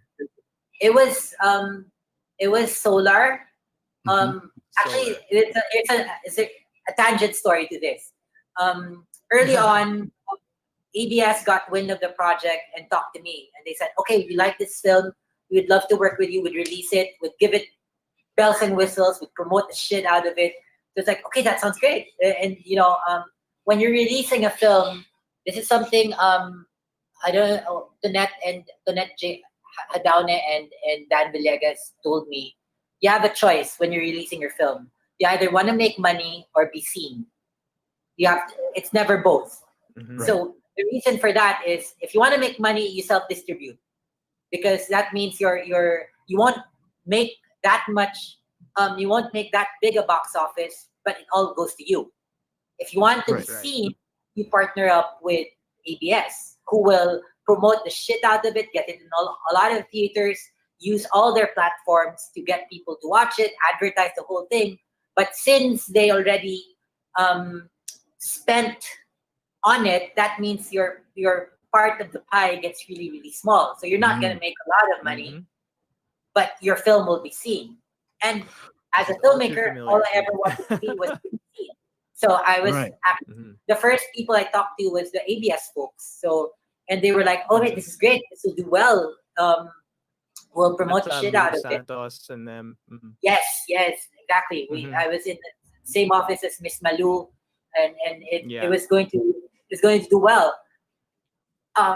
Second. Oh wait, hold on. Let's just frame this for people who are watching this and just need to know the context of Saving Sally. This was, I mean, for one thing, it was a hallmark moment in terms of your career and in terms of filmmaking here in the Philippines in general, because I mean, this was the first time that this kind of production had been done, where you're mixing animation and live action together in a very what's that movie, Disney movie, Who Framed Roger Rabbit. Had those vibes, right, and everything. It was so beautifully made, and the story was great. It retold your typical teen romance. It was like a teen romance movie. With monster penis. So yeah. With yes, that's right. That's right. The typical romance with that just involves a monster penis. So yeah. Yes, yes. Everybody knows the story. You know, it's something that everybody's familiar with. But yeah. So this was where it all began, right? And I remember reading about it and seeing that it had taken like 12 years to develop. To make the whole thing, because we began in 2000, right around the time I met you. So in 2006, we wrote it 2005, and start shooting 2006, and then we were editing it for 2 years, and then this French producer came in, said, "Hey, we'll add more funds for you to finish the film." Wow. And then, but you need to add more scenes to it, because by the time they saw it, we had a part of a film, and you could tell what it lacked. You could tell which part. So we said, you have to go back in and shoot again, which is fine. But then my actress, everybody was available to do additional shoots, but our first lead actress, Ana Larusea, was no longer available to continue the project. So we had to redo the whole thing, reshoot it with somebody. With Rian Ramos. With Rian Ramos in 2010. So it was like from 2006, so the timeline was, so we began 2005. A French French producer came in 2007, and we kept waiting for our actress to. We kept waiting for 2 years to get her to do it again, but it just couldn't align. So until we had to, it was a very hard decision to say, okay, this isn't gonna work. We're gonna have to redo the whole thing with somebody else. Of course. So it was, by then we had already worked for 4 years, and we had to decide to throw away 4 years worth of work and start again. Wow. So, and the hard thing was for loss, I guess. But did you guys end amicably or something? I mean, it was it was a hard decision, because of course I didn't want to throw away our work, start again. And she had somewhere out there's a cut of the movie with her still in it. Actress. Yeah, so we totally really interesting. Yeah, and Ana Larusea is an amazing actress. She's a Peque Galiaga kid. So by Peque Galiaga, you know, from Baby Love. I mean, from Baby Love to Batang X, really great stuff. And that's why recasting was so hard, because we already had a film, and we already had you know, and so we were casting for a year. Like every weekend, we'd be screen testing somebody new with and Enzo, our lead boy, was like he was like in a game show, because every weekend he'd be paired with a different girl, and we test it out and send it to our producers and check, because the deal was they could never impose. It had to be a unanimous decision between all of us who we were gonna shoot. So to make sure that the chemistry was there. Yeah, I mean with the producers as well. None of us could impose somebody we like. It had to be a unanimous decision. Okay. So, you know, like one of the first people that I really wanted for the role was actually Sab Magalona, and she still cameoed on the film, but it's like she would have been too young for that back then, right? Yeah, but they were high school. They were okay. High school. It was perfect. Yeah. It was actually, but my French producer was like, she's great, but you can still find someone else. It's like, no, I want to work now. This is it. It's like, and then so because that they invoke the whole clause of this needs to be unanimous. You can't force somebody you like on us. So it's that you could still look for someone else. So that's it. It only became unanimous when Rian tested with us, and she was cool. It was really, she was 19 years old when she tested for us. She was still doing Zorro at that time, and she snuck out of set. She was really nice, because it was nakakaawa yung people who were in line, because we had a studio, and then suddenly Rian comes in. It's like, okay, I'm auditioning against that. It's like like can you imagine being in line to test and then somebody Rian comes in who was at the height of her McDonald's and Zorro at that time. Yes. But and we asked her, hey, do you want to go ahead? Do you have time? Do you have time to we could test you now. You could do your screen test now. No, I'll wait. I came in, so she lined up. So it's like, okay, this is good. This is great stuff because she's not. She didn't have an ego. She doesn't have an ego. She came there. She waited in line to do her thing, and then we showed the clip to our producer, and that was that. It was like, okay, this is great. This is unanimous. So this is what the unanimous thing that they were talking about. Yeah. We all agreed on that. So it just felt good to everybody. It felt great. It's like so what did you learn from this first production, this landmark production, this historic production that you carried over to Hayop Ka?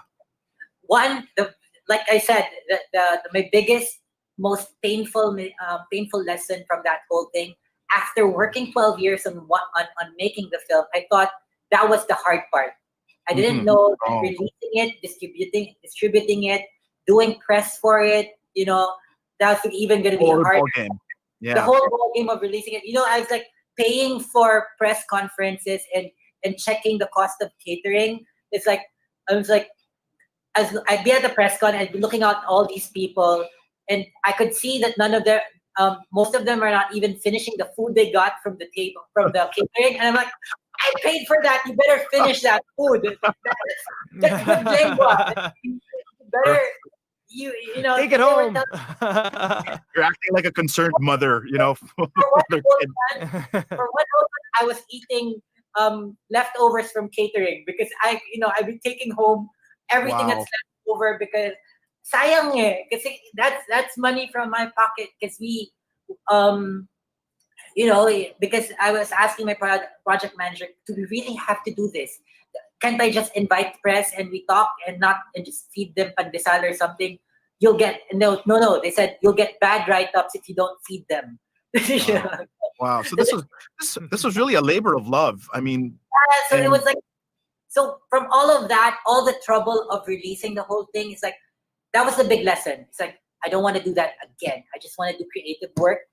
So that's why when Springfield came in to work with us in Hayop Ka, the whole setup was I deliver, I do the creative stuff, you worry about the business stuff, the deals, the press, the whole thing. So it's like, I don't want to do that again, ever again. And so that was the big lesson that making a film is just half the work. The other half is getting people to watch it. Yeah, and that's, I work in advertising, and for the longest time as a director, I hated my brands. I mean, not hate, but because you always get revision. Yeah. Press release. Not really hate the brands. Just the process. It's just the process. It's just the process, But when you're shooting and you're getting another comment to do another take, to do it, to drink with the pinky out, or say a line differently, you get all these marketing briefs of what you can't do or cannot do. Suddenly, after the release of our film, I had total respect for all the marketing people that I just used to think of as my enemy because they're the ones who make you revise things. But then you realize just how hard their work is, that aspect of life, that aspect of production, dealing with press or having a singular message. So we consulted with the marketing, because our film suddenly is a product that we had to market. Then I had to have a crash course in even if I've been working in advertising for all my life, to me, it was a creative job, and marketing was just this thing that was just a hurdle that you had to cross to get over, like we all work as talents in advertising, and every time we get notes from brands and how to do things, you always feel like it's a bother and something you just need to do to get paid. Later on, you realize just that there's a science to it. There's a matter of communication and positioning. All that shit, all that stuff is hard work and that's a proper job for people. And that's something I didn't want to get into again. So after that, when I was doing advertising work again, it's so much. I was much more appreciative of the work that marketing people did. That it's not this. You just prior to that, I used to think it's just notes. It's just revisions. It's just things that they ask you to do. But then you realize how much thought goes into these things of positioning, of target markets and all those things. It's a proper, should I say, an art form in itself. Yeah. So you weren't as creatively fulfilled doing the advertising work, and I think that's a sentiment that a lot of directors have. I totally understand that.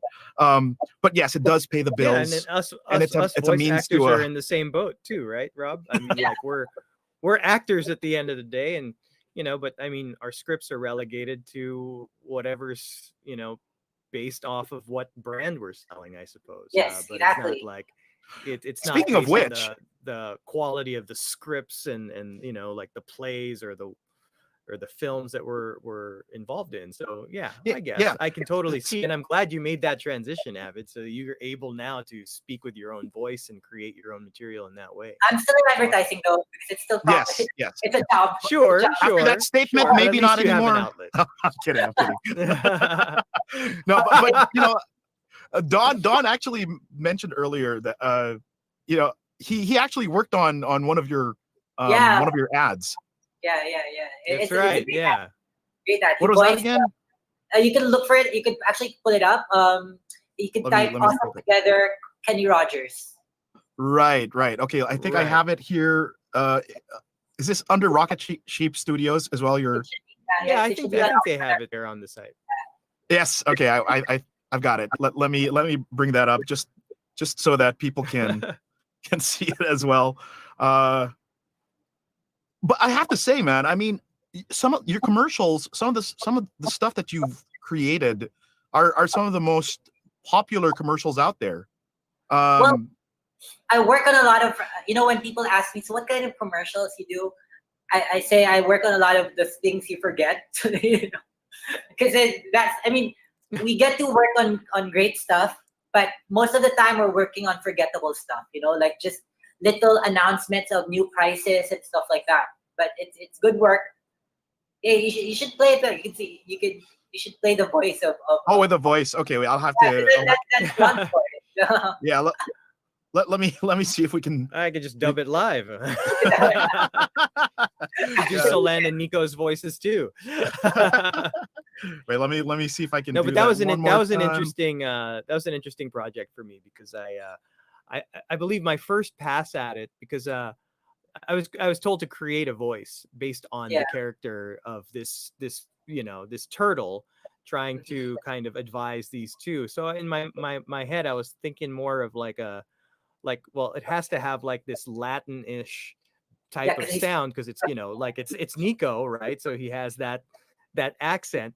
But I was thinking more of like a Mr. Miyagi. So I think my initial pass at this voice was actually a little bit deeper.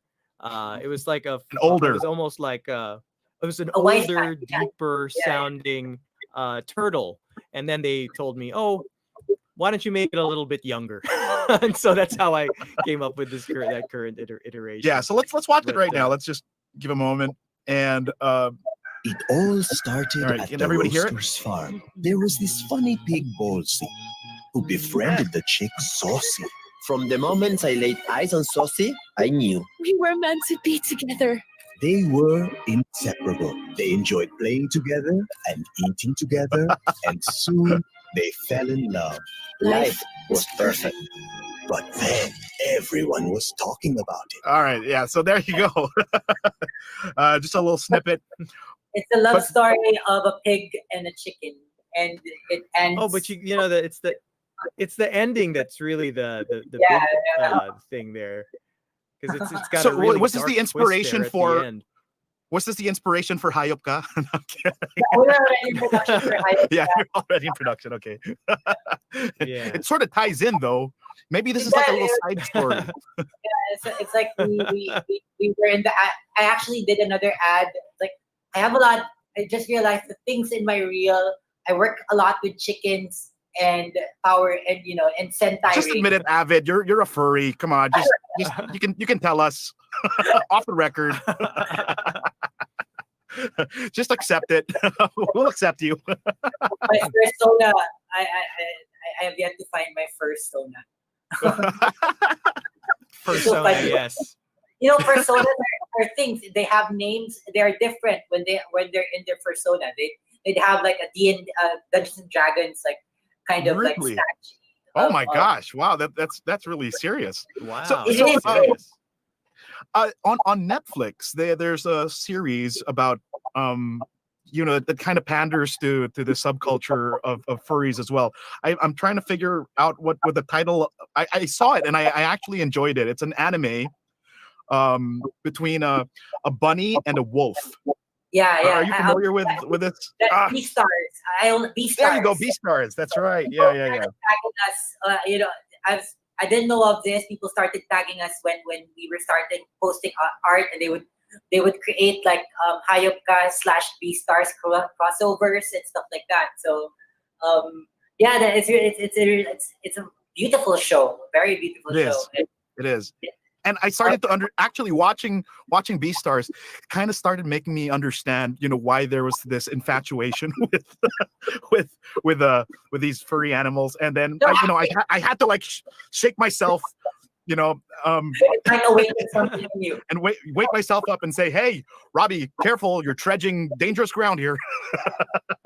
They say that the genesis the genesis of the furry community is actually a Disney film, Robin Hood, because the fox is like the people who were watching it. The Maid Marian is pretty and the fox is handsome, yet they are animals. So it's like, what is this we are feeling?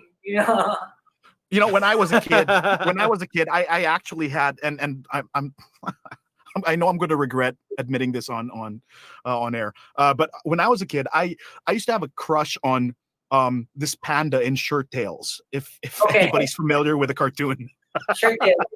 So maybe there is a furry in me. I don't know. That just hasn't surfaced. Well, I mean, yet. if you look at the word foxy, right? Like that's to describe something that's they look foxy, but it clearly comes from a fox, right? The word comes from there, and so like somebody must have thought a fox was hot, and then was like, "Hey, you look foxy," That's right. When some bestiality overtones here. I guess there is there's a fox swagger, when right. fox walking, they're very beautiful. Yeah. So I guess I guess that's. So going back to Hayop Ka, a lot of people have been asking about this also off air. What does this spell out for voice talents here in the Philippines? Because I mean, this whole idea of creating original animation, it has fascinated a lot of people.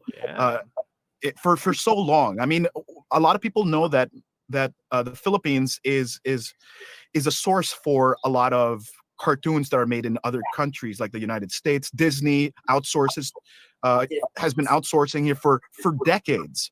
I was actually part of that industry for a very, very short time. I studied animation. I was doing 2D and 3D animation at one point. And so I'd make my rounds. I'd go to all the different studios, and it was I was discouraged by the environment and the level of the crap that we'd have to. So can you tell us a little bit about that? I mean, you've been such a champion for the animation industry here, and been very vocal also about how some of these animation companies are not treating their employees. Yeah. So we in Rocket Sheep Studio, what we're trying to do is create like a new industry because we already have an animation industry for outsource. So what that means, we have this strong. It's like for the long, even before we have BPOs, the call center industry. We've already had the outsourced animation industry that's been like you said, it's been here for decades. So what that means is that the Americans or the Europeans, they come up with the storyline and they do the key frames, and then it's shipped out to countries like ours to do the hard work of in betweening or whatnot. So it's like we are laborers in this production chain. So and that's a good that's a great source of income for a lot of people, and it's steady income for the big studios. But with that, it also comes with a lot of, as with everything in our country, it's a lot of labor abuses because especially for animators, any artist is always driven by passion. So a young animator just is excited to work on a cartoon he likes. So because of that, they know that. The people who run these studios, they know that. So they get you when you're super excited and living with your parents and are willing to take home 6,000 pesos a month for 12 hours of work, 6 days a week. So can you imagine that sort of like that amount is taxed, that amount is will include your meals. So so that's really practically just slave labor. Practically, you're really just running on fumes. But the thing is, most young people don't know that you actually have labor rights.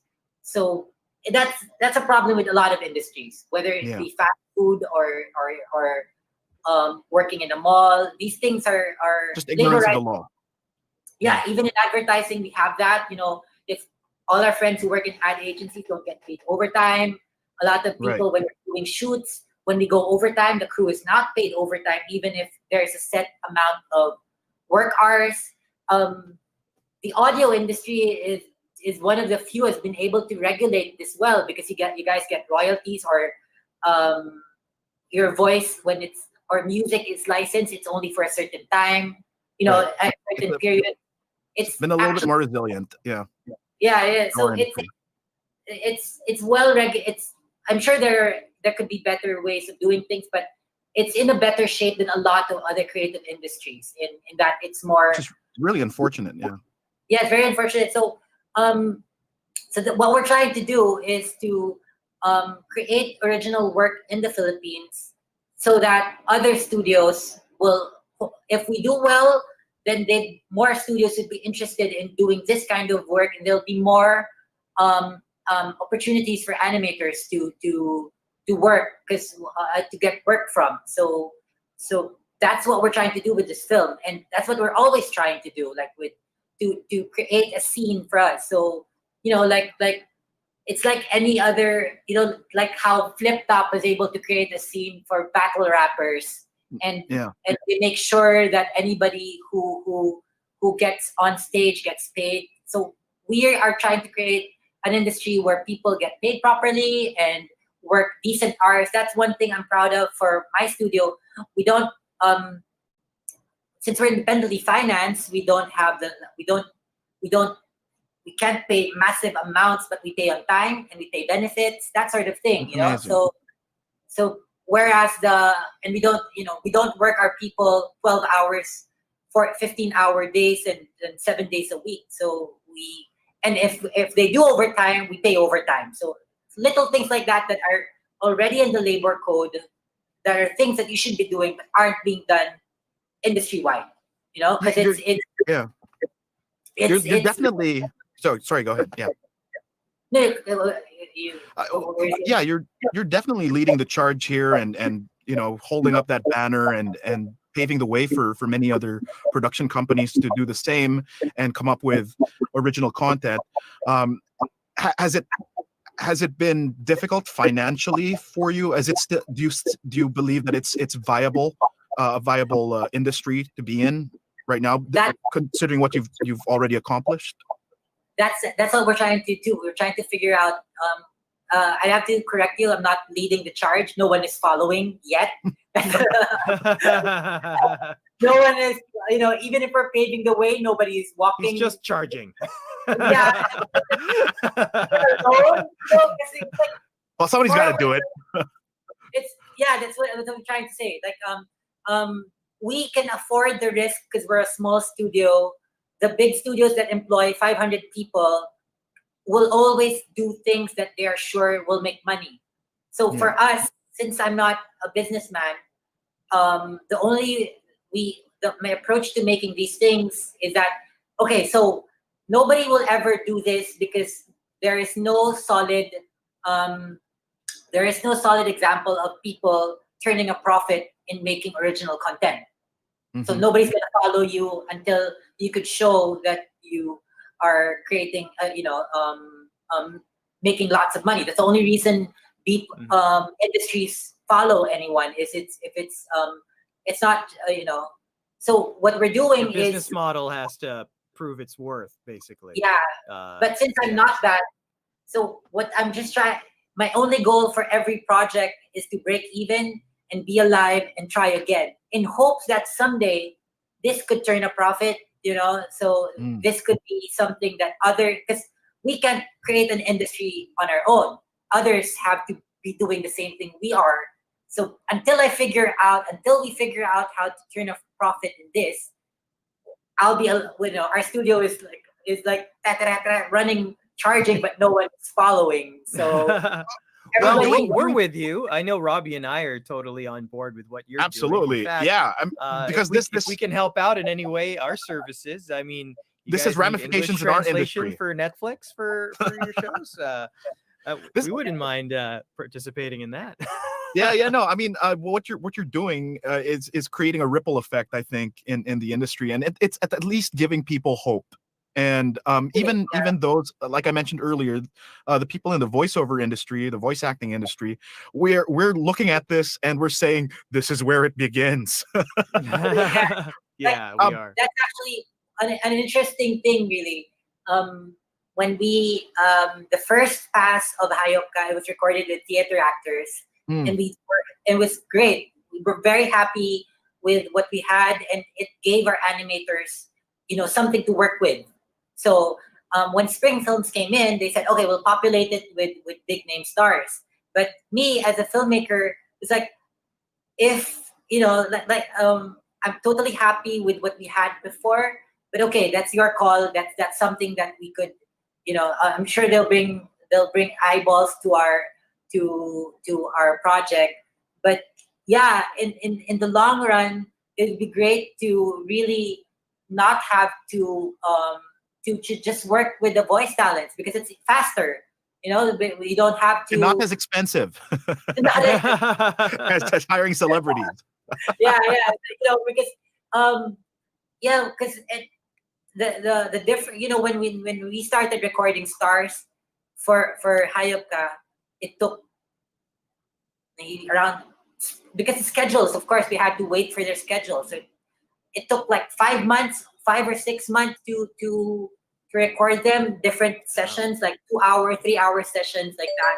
But when we first recorded with our guide voice actors, talented people, awesome people, we were able to do it in 2 sessions over 2 days. So that So it's like, I would love to get to a point that we could have people work with a voice, VO dubbers and voice actors who really do this sort of thing, and we won't have to when in the future when it would be the cartoon that is the star and not the star. You know what I'm saying?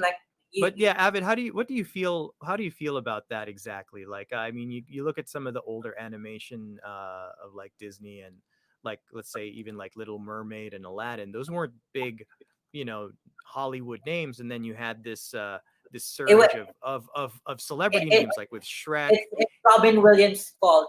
When Robin Williams it did so well, everybody jumped on that, because prior to that, like Mulan is not. It's pre-Fame Ming Na Wen. Yes, that's right. All the voices. Belle is not, is not a big name actress. So it all started when when Robin Robin Williams, yeah, that opened and they saw and yeah, but there are a lot of products. It's not like Adventure Time. You don't know who voices Adventure Time, but Adventure Time is Adventure Time, or We Bare Bears, or actually most of the cartoons we don't really know because you just like the cartoon itself, and I love this show. I love this show called Hilda, and I was really surprised that it was voiced by Lyanna Mormont from Game of Thrones. It was wow.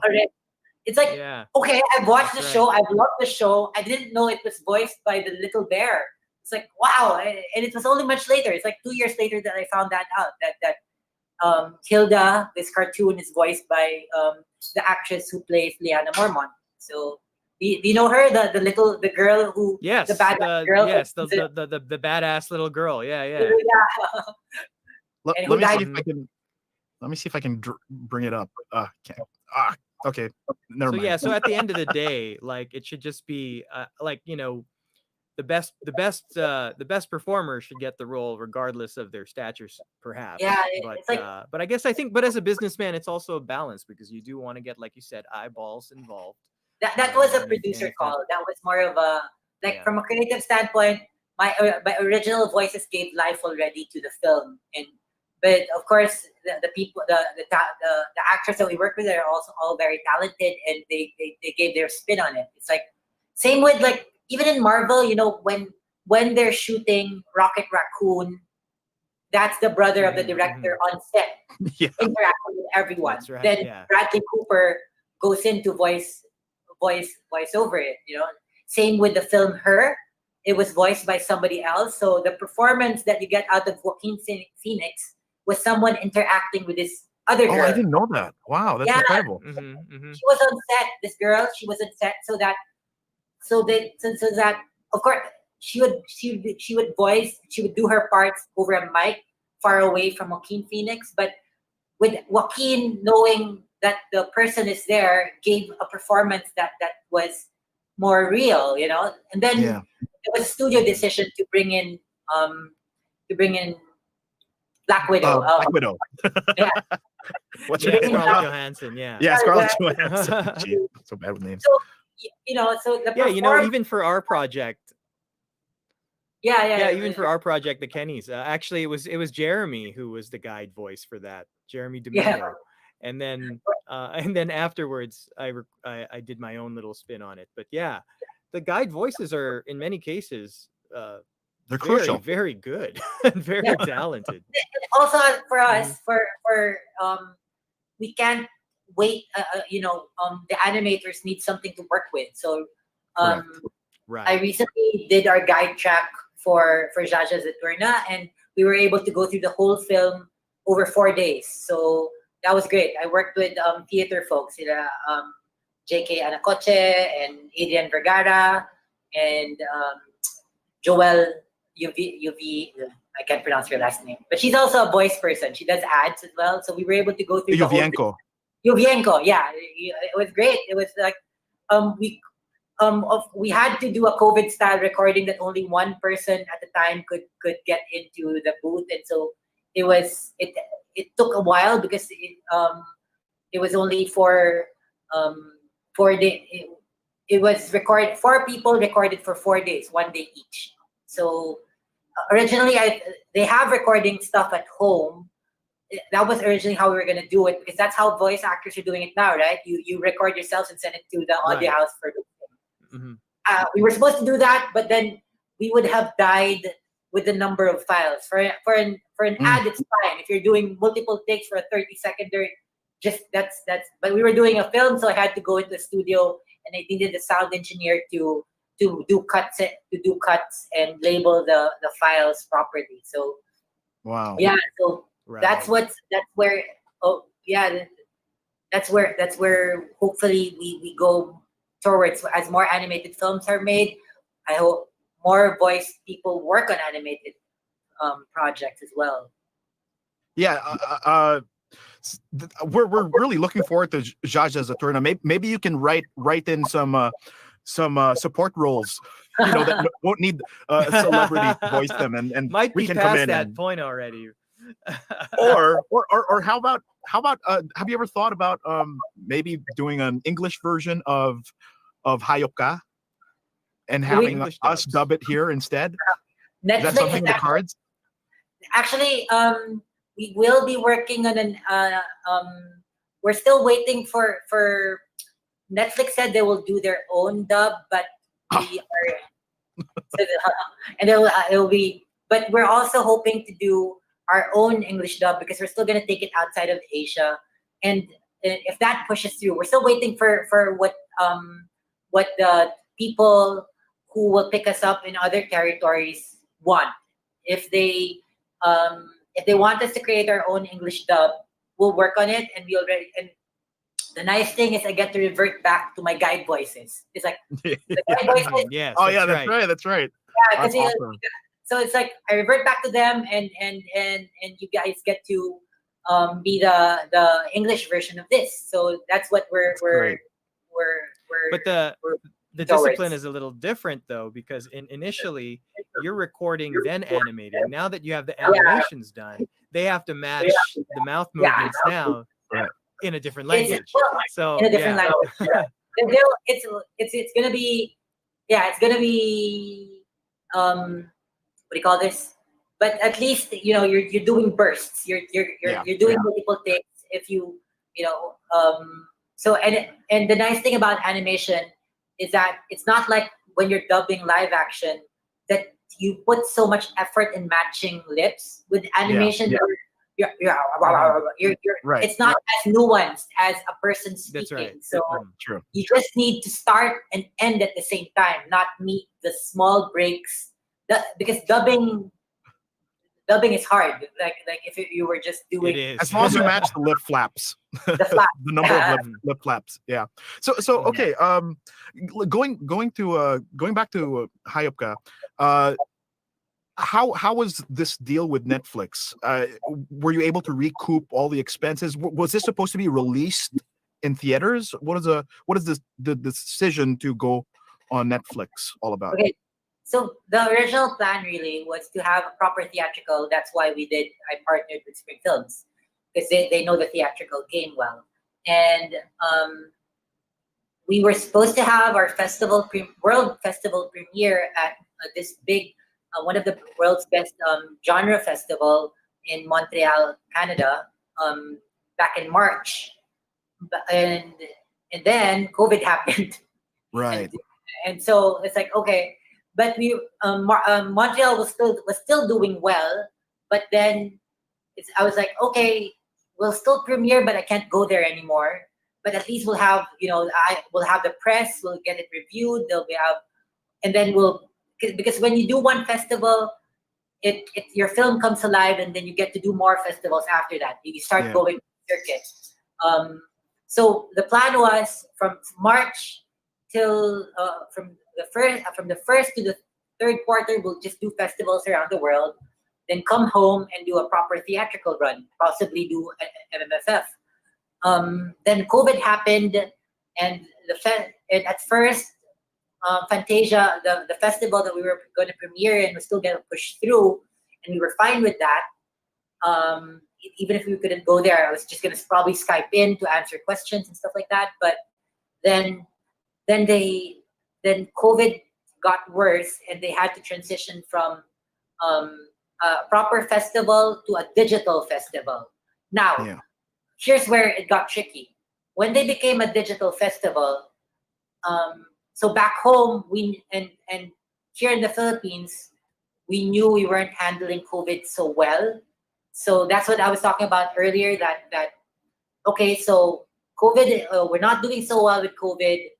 This isn't going away anytime soon, and even when it does, people will not be confident enough to risk their lives to go inside a cinema. So cinema is pretty much dead for God knows how long. Mm-hmm. So we knew we couldn't, and at first we thought we should wait around. Like, okay, let's wait around for this and let things normalize, and hopefully we could do cinemas someday again. But then you start seeing all the blockbuster films that have been delayed, everything from 007 to Black Black Widow, all the movies, all Yeah. the massive movies. And then we knew then that, okay, we're not gonna survive this if we wait. So we need to get so okay, let's talk to Netflix, because Netflix was supposed to come in after theatrical. So it's festivals, theatrical, then Netflix. Yeah. So okay, we go straight to Netflix. And then when they were interested, and then they learned that we were still gonna push through with the festival, but it was digital. The festival being a digital and Netflix being on the digital meant that we could not do They're the competing festival somewhat. anymore, because you're technically debuting.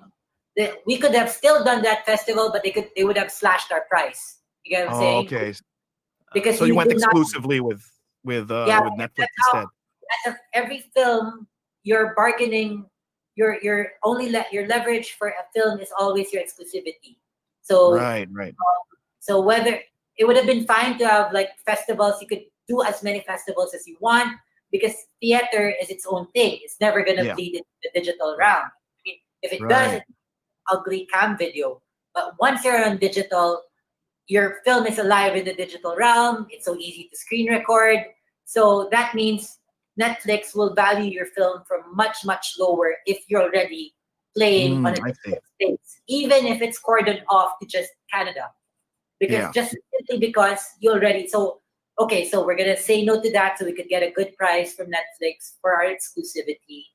So that was that. So that was the reason we and we Chose also to go on knew, the platform. Yeah.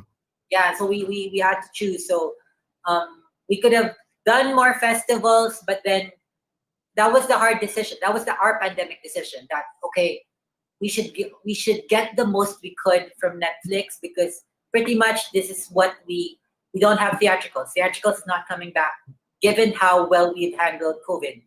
At least anytime soon. Yeah.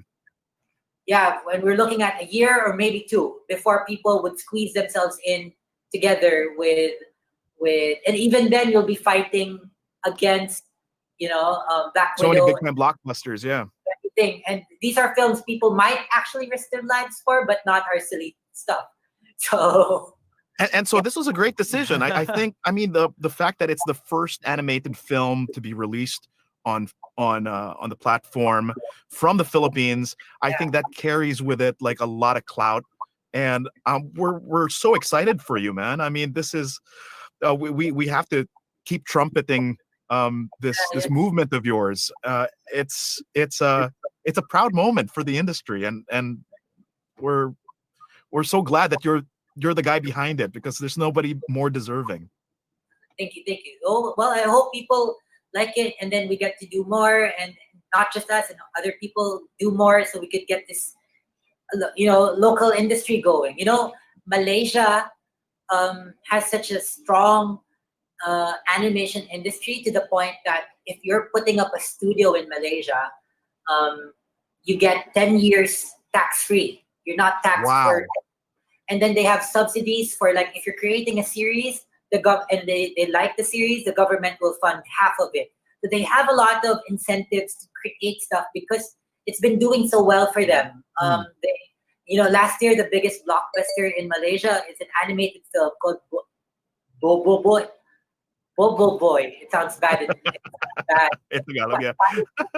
It's a great IP. Bobo Boy, Bobo Bayo Boy, something like that. But I can't pronounce it well. But that's like the dream for our country too, because right now our government is helping out. I mean, of course, they can only help out in ratio to what we bring in, but they know there is potential, because they could see what Malaysia did, how much industry it bought, how the industry for them, it creates jobs, it creates it has a sustainable ecosystem of when the animation studio creates a character and there are shows, then there's merchandise.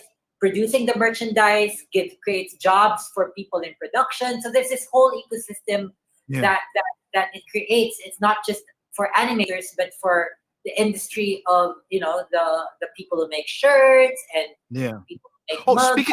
Speaking of which, are you considering maybe merchandising We're as creating. part of the we- business plan for this movie? Yeah, we right now Action we're figures. hopefully right now we have a Shirtly account, shirt.com/Hayop Ka. So our merch is there. We're still uploading. We haven't announced it yet, but we're putting all our designs on it. We're still testing on what it will look like. But yeah, we'll have a bunch of shirts and stuff on it. Is there potential for this to become like a continuing franchise, perhaps? Do you want to expand on the world? We're working on a series spin-off of Wow. one of the main characters is the DJ. His name is Papa George. He's the one Nympha calls when everything goes shit in her life and she has nowhere to turn to. She calls up Papa George to cry about her love problem. So we're creating a spin-off series based on him where other animals call in with their love problem. So That's amazing. We're working on episode 1 now, and so that was always the plan, to create this world, because that stuff I learned in Malaysia with how they create what they call is this IP ecology. So the Malaysians are very good with that. Let's create a film, let's create a series, let's create merchandise, and let everything feed off each other. Right. So, yeah, that's the way to go. So we're trying that. cool. We hope it works. We don't know yet. Like I said, we have yet to turn a profit in this, but hopefully it becomes something that we could live off from. And yeah, so that's the plan for it. And maybe some stuffed animal toys based on the character. That's probably going to sell really well to the furries. Yeah, totally. You already have a captured market there. Yeah. Okay. Anything else I'm you'd like to curious say also about that whole. Go ahead. Sorry, go no, ahead, I was Tanya. curious, like when you're talking about the mating advice of the other animals, is it going to be based on human behavior or animal behavior? We're doing the BoJack thing where, like for example, like if it's a BoJack Horseman, peacock yeah. and he's like, how are my feathers? Are my feathers okay? Like, is it going to be like that, or is it going to be more of like more of the human more human mating than happen to standards? be animals.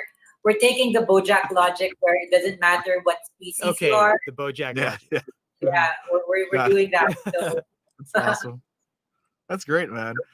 And so anything else that you want to say about this the Hayop Ka that we can use to promote the movie? Maybe just simply invite people to watch it on Netflix this October. yeah, just please watch it and be kind. We work so hard, so don't be so harsh. We're scared. Yeah, no, we really want to bring as much positive clout to this movie. I think definitely you deserve it. I mean, the people who are behind this deserve it. You've slaved over it for over 3 years, you said. Yeah, and one thing, one nice thing about it being on Netflix is you can pause. So we put a lot of Easter eggs. My artists Oh, are wow. big, massive JoJo fans. Nice. JoJo's Bizarre Adventure, and they'd always stick in like animal JoJo's somewhere there, so they could watch out for that. And That's since these things- amazing. since these things take so long to make, so we'd always like put silly names in it. Like, although we had to change one. One of our brands in the film was Jollibog, but then we suddenly, but we were afraid. We got scared that they would come after us, because when we were looking at it, and sometimes the characters would cover the first 2 syllables, so it now just looks like Libog in Jollibee Fun. We could get in trouble with that, so we just made it Golibog, but it used to be Jollibog. That's hilarious. So a lot of so people can expect a lot of Easter eggs like that, and some allusions to pop culture and other things for sure. This was really meant for cinema, for a massive scale, for a wide canvas. So we really put in a lot of of things, like even silly things like a gold eagle beer would be a gold beagle beer, stuff like that. So it'll definitely warrant repeat viewing for sure. If they're into that thing of catching little things and yeah. So We hope we can see like the behind the scenes, footage of this. Were you able to document the process? We have some. I think we're putting a deck together to show like the references to the live action references of what the artworks were based off, and we have like we'll show the step-by-step process of storyboarding too. Oh, cool. But it's not as like the funny thing about the way animation is done now is it's not as colorful as it used to be, because now animation is a Wacom pen in front of a computer. Right. Yeah. It used to be like you have all these departments and people with paint brushes and lots and lots of like, it's a massive thing. Now we finished the film in quarantine, so everybody's at home in front of a laptop with a Wacom pen, and so it's not as glamorous. It's not. Is what you're saying. Yeah. It's not although we shot all our live all our voice actors. There was a video for that. I think Netflix would release like a side by side, so that should be fun. Because Angelica is really funny because she's Angelica, so she has so much wit, and she delivers so well. So, and another funny thing is that we experience is Sam Milby is our himbo character, the rich man. He's our Christian Grey, 50 Shades of Grey type of character. Yeah. And he early in his career, he was known for having for speaking Tagalog so bad. For speaking with the twang. When we were doing when we were recording him, he would get so tongue-tied with the English lines and do Tagalog perfectly in one take. It's like, wow. It's like, when he's recording... Who are you? Who's this imposter? It's like, what's wrong with me? Why am I... Parang na kasi siya, acting in Filipino for so long. Right. So it's like, it's when just like in what do you call this? 11. What's the name of the actress for 11? Millie Bobby. Bobby Brown. Millie Bobby Brown. So when she did this new film, she had to get an accent coach because she couldn't act in English in a British. In her British English anymore. Yeah. She speaks with a British accent in real life, but when she's acting, it turns off. So I guess that's what happened to Sam Milby, that he's been so used to acting in Filipino that when we'd record him in English, he'd be so tongue-tied. We'd do like 3-5 takes of one line. It'll take a while for him to get it correct. But if it were a Filipino line, one take, perfect. So it was like, so I guess these are all such great anecdotes, man. I really hope it draws in the interest and of audiences all over the Philippines. I really hope this succeeds, man, because you're doing something really, really special. I don't know if you realize what a leader you are. I know you to be a very meek and humble guy, but the rest of us are looking at you as just a force to be reckoned with. Well, and so you deserve everything, man. I'm just a guy in a room with a dog by my foot. So couldn't have said it better. What? Is this your inspiration? And you're one of our studio dogs. This is Larry. Oh, it's so cute. Have you ever shouted Hayop Ka to him? Oh man. Well, anyway, I know there's a lot more that we could talk about, but we don't want to waste any more of your time.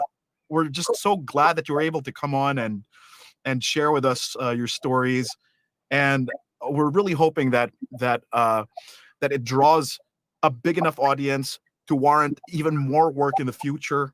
And we wish, yes, and also and to create that tidal wave of influence that you deserve.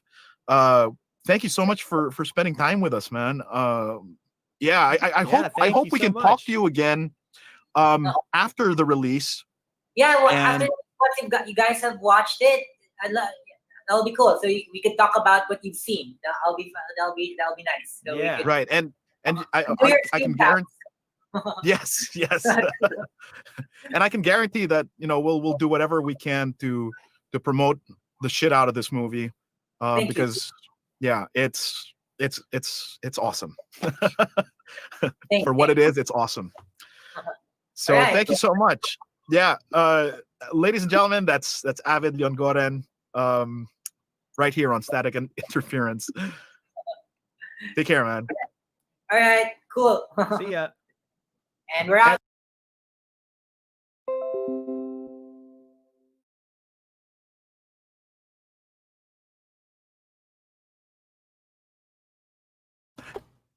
And we're back.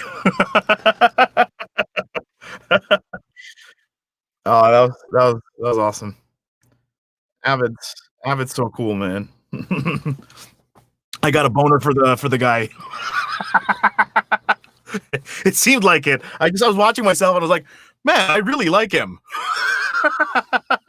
Why am I such a fan? No. He really is a cool guy.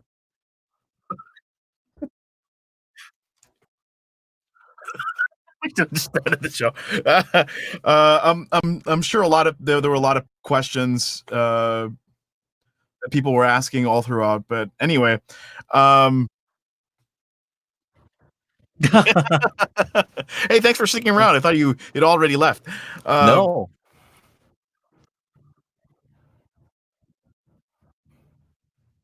Awesome. I got your backs, bros. But yeah, looking forward to the next interview that we'll have with Avid.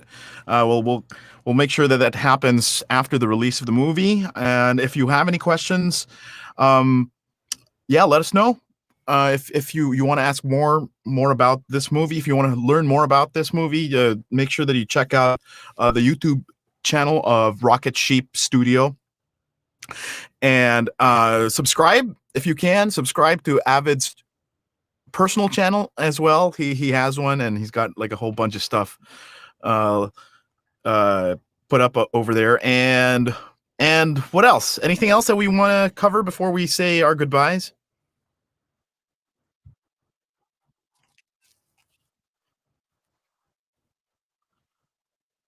Don't mention it. Thank you.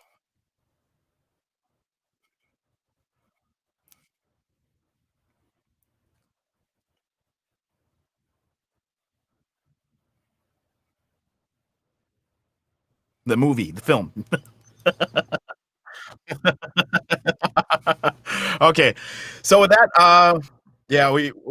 I guess we're calling it tonight. Thank you so much to all of the viewers for watching, all 8 of you, at least here on Facebook, and to the others on Kumu. We're gonna start building up the momentum for the show. We're still just sort of getting into the swing of things, and we've got a lot of stuff lined up for the next few shows, and we're gonna bring back some really cool and funny segments that we used to do on radio. So look forward to that, and a whole slew of other things. We've got we want to make this channel something special. So stay tuned to the Static.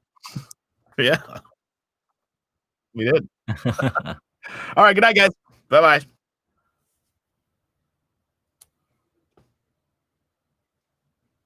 Oh, there we go. That was fun nonetheless. That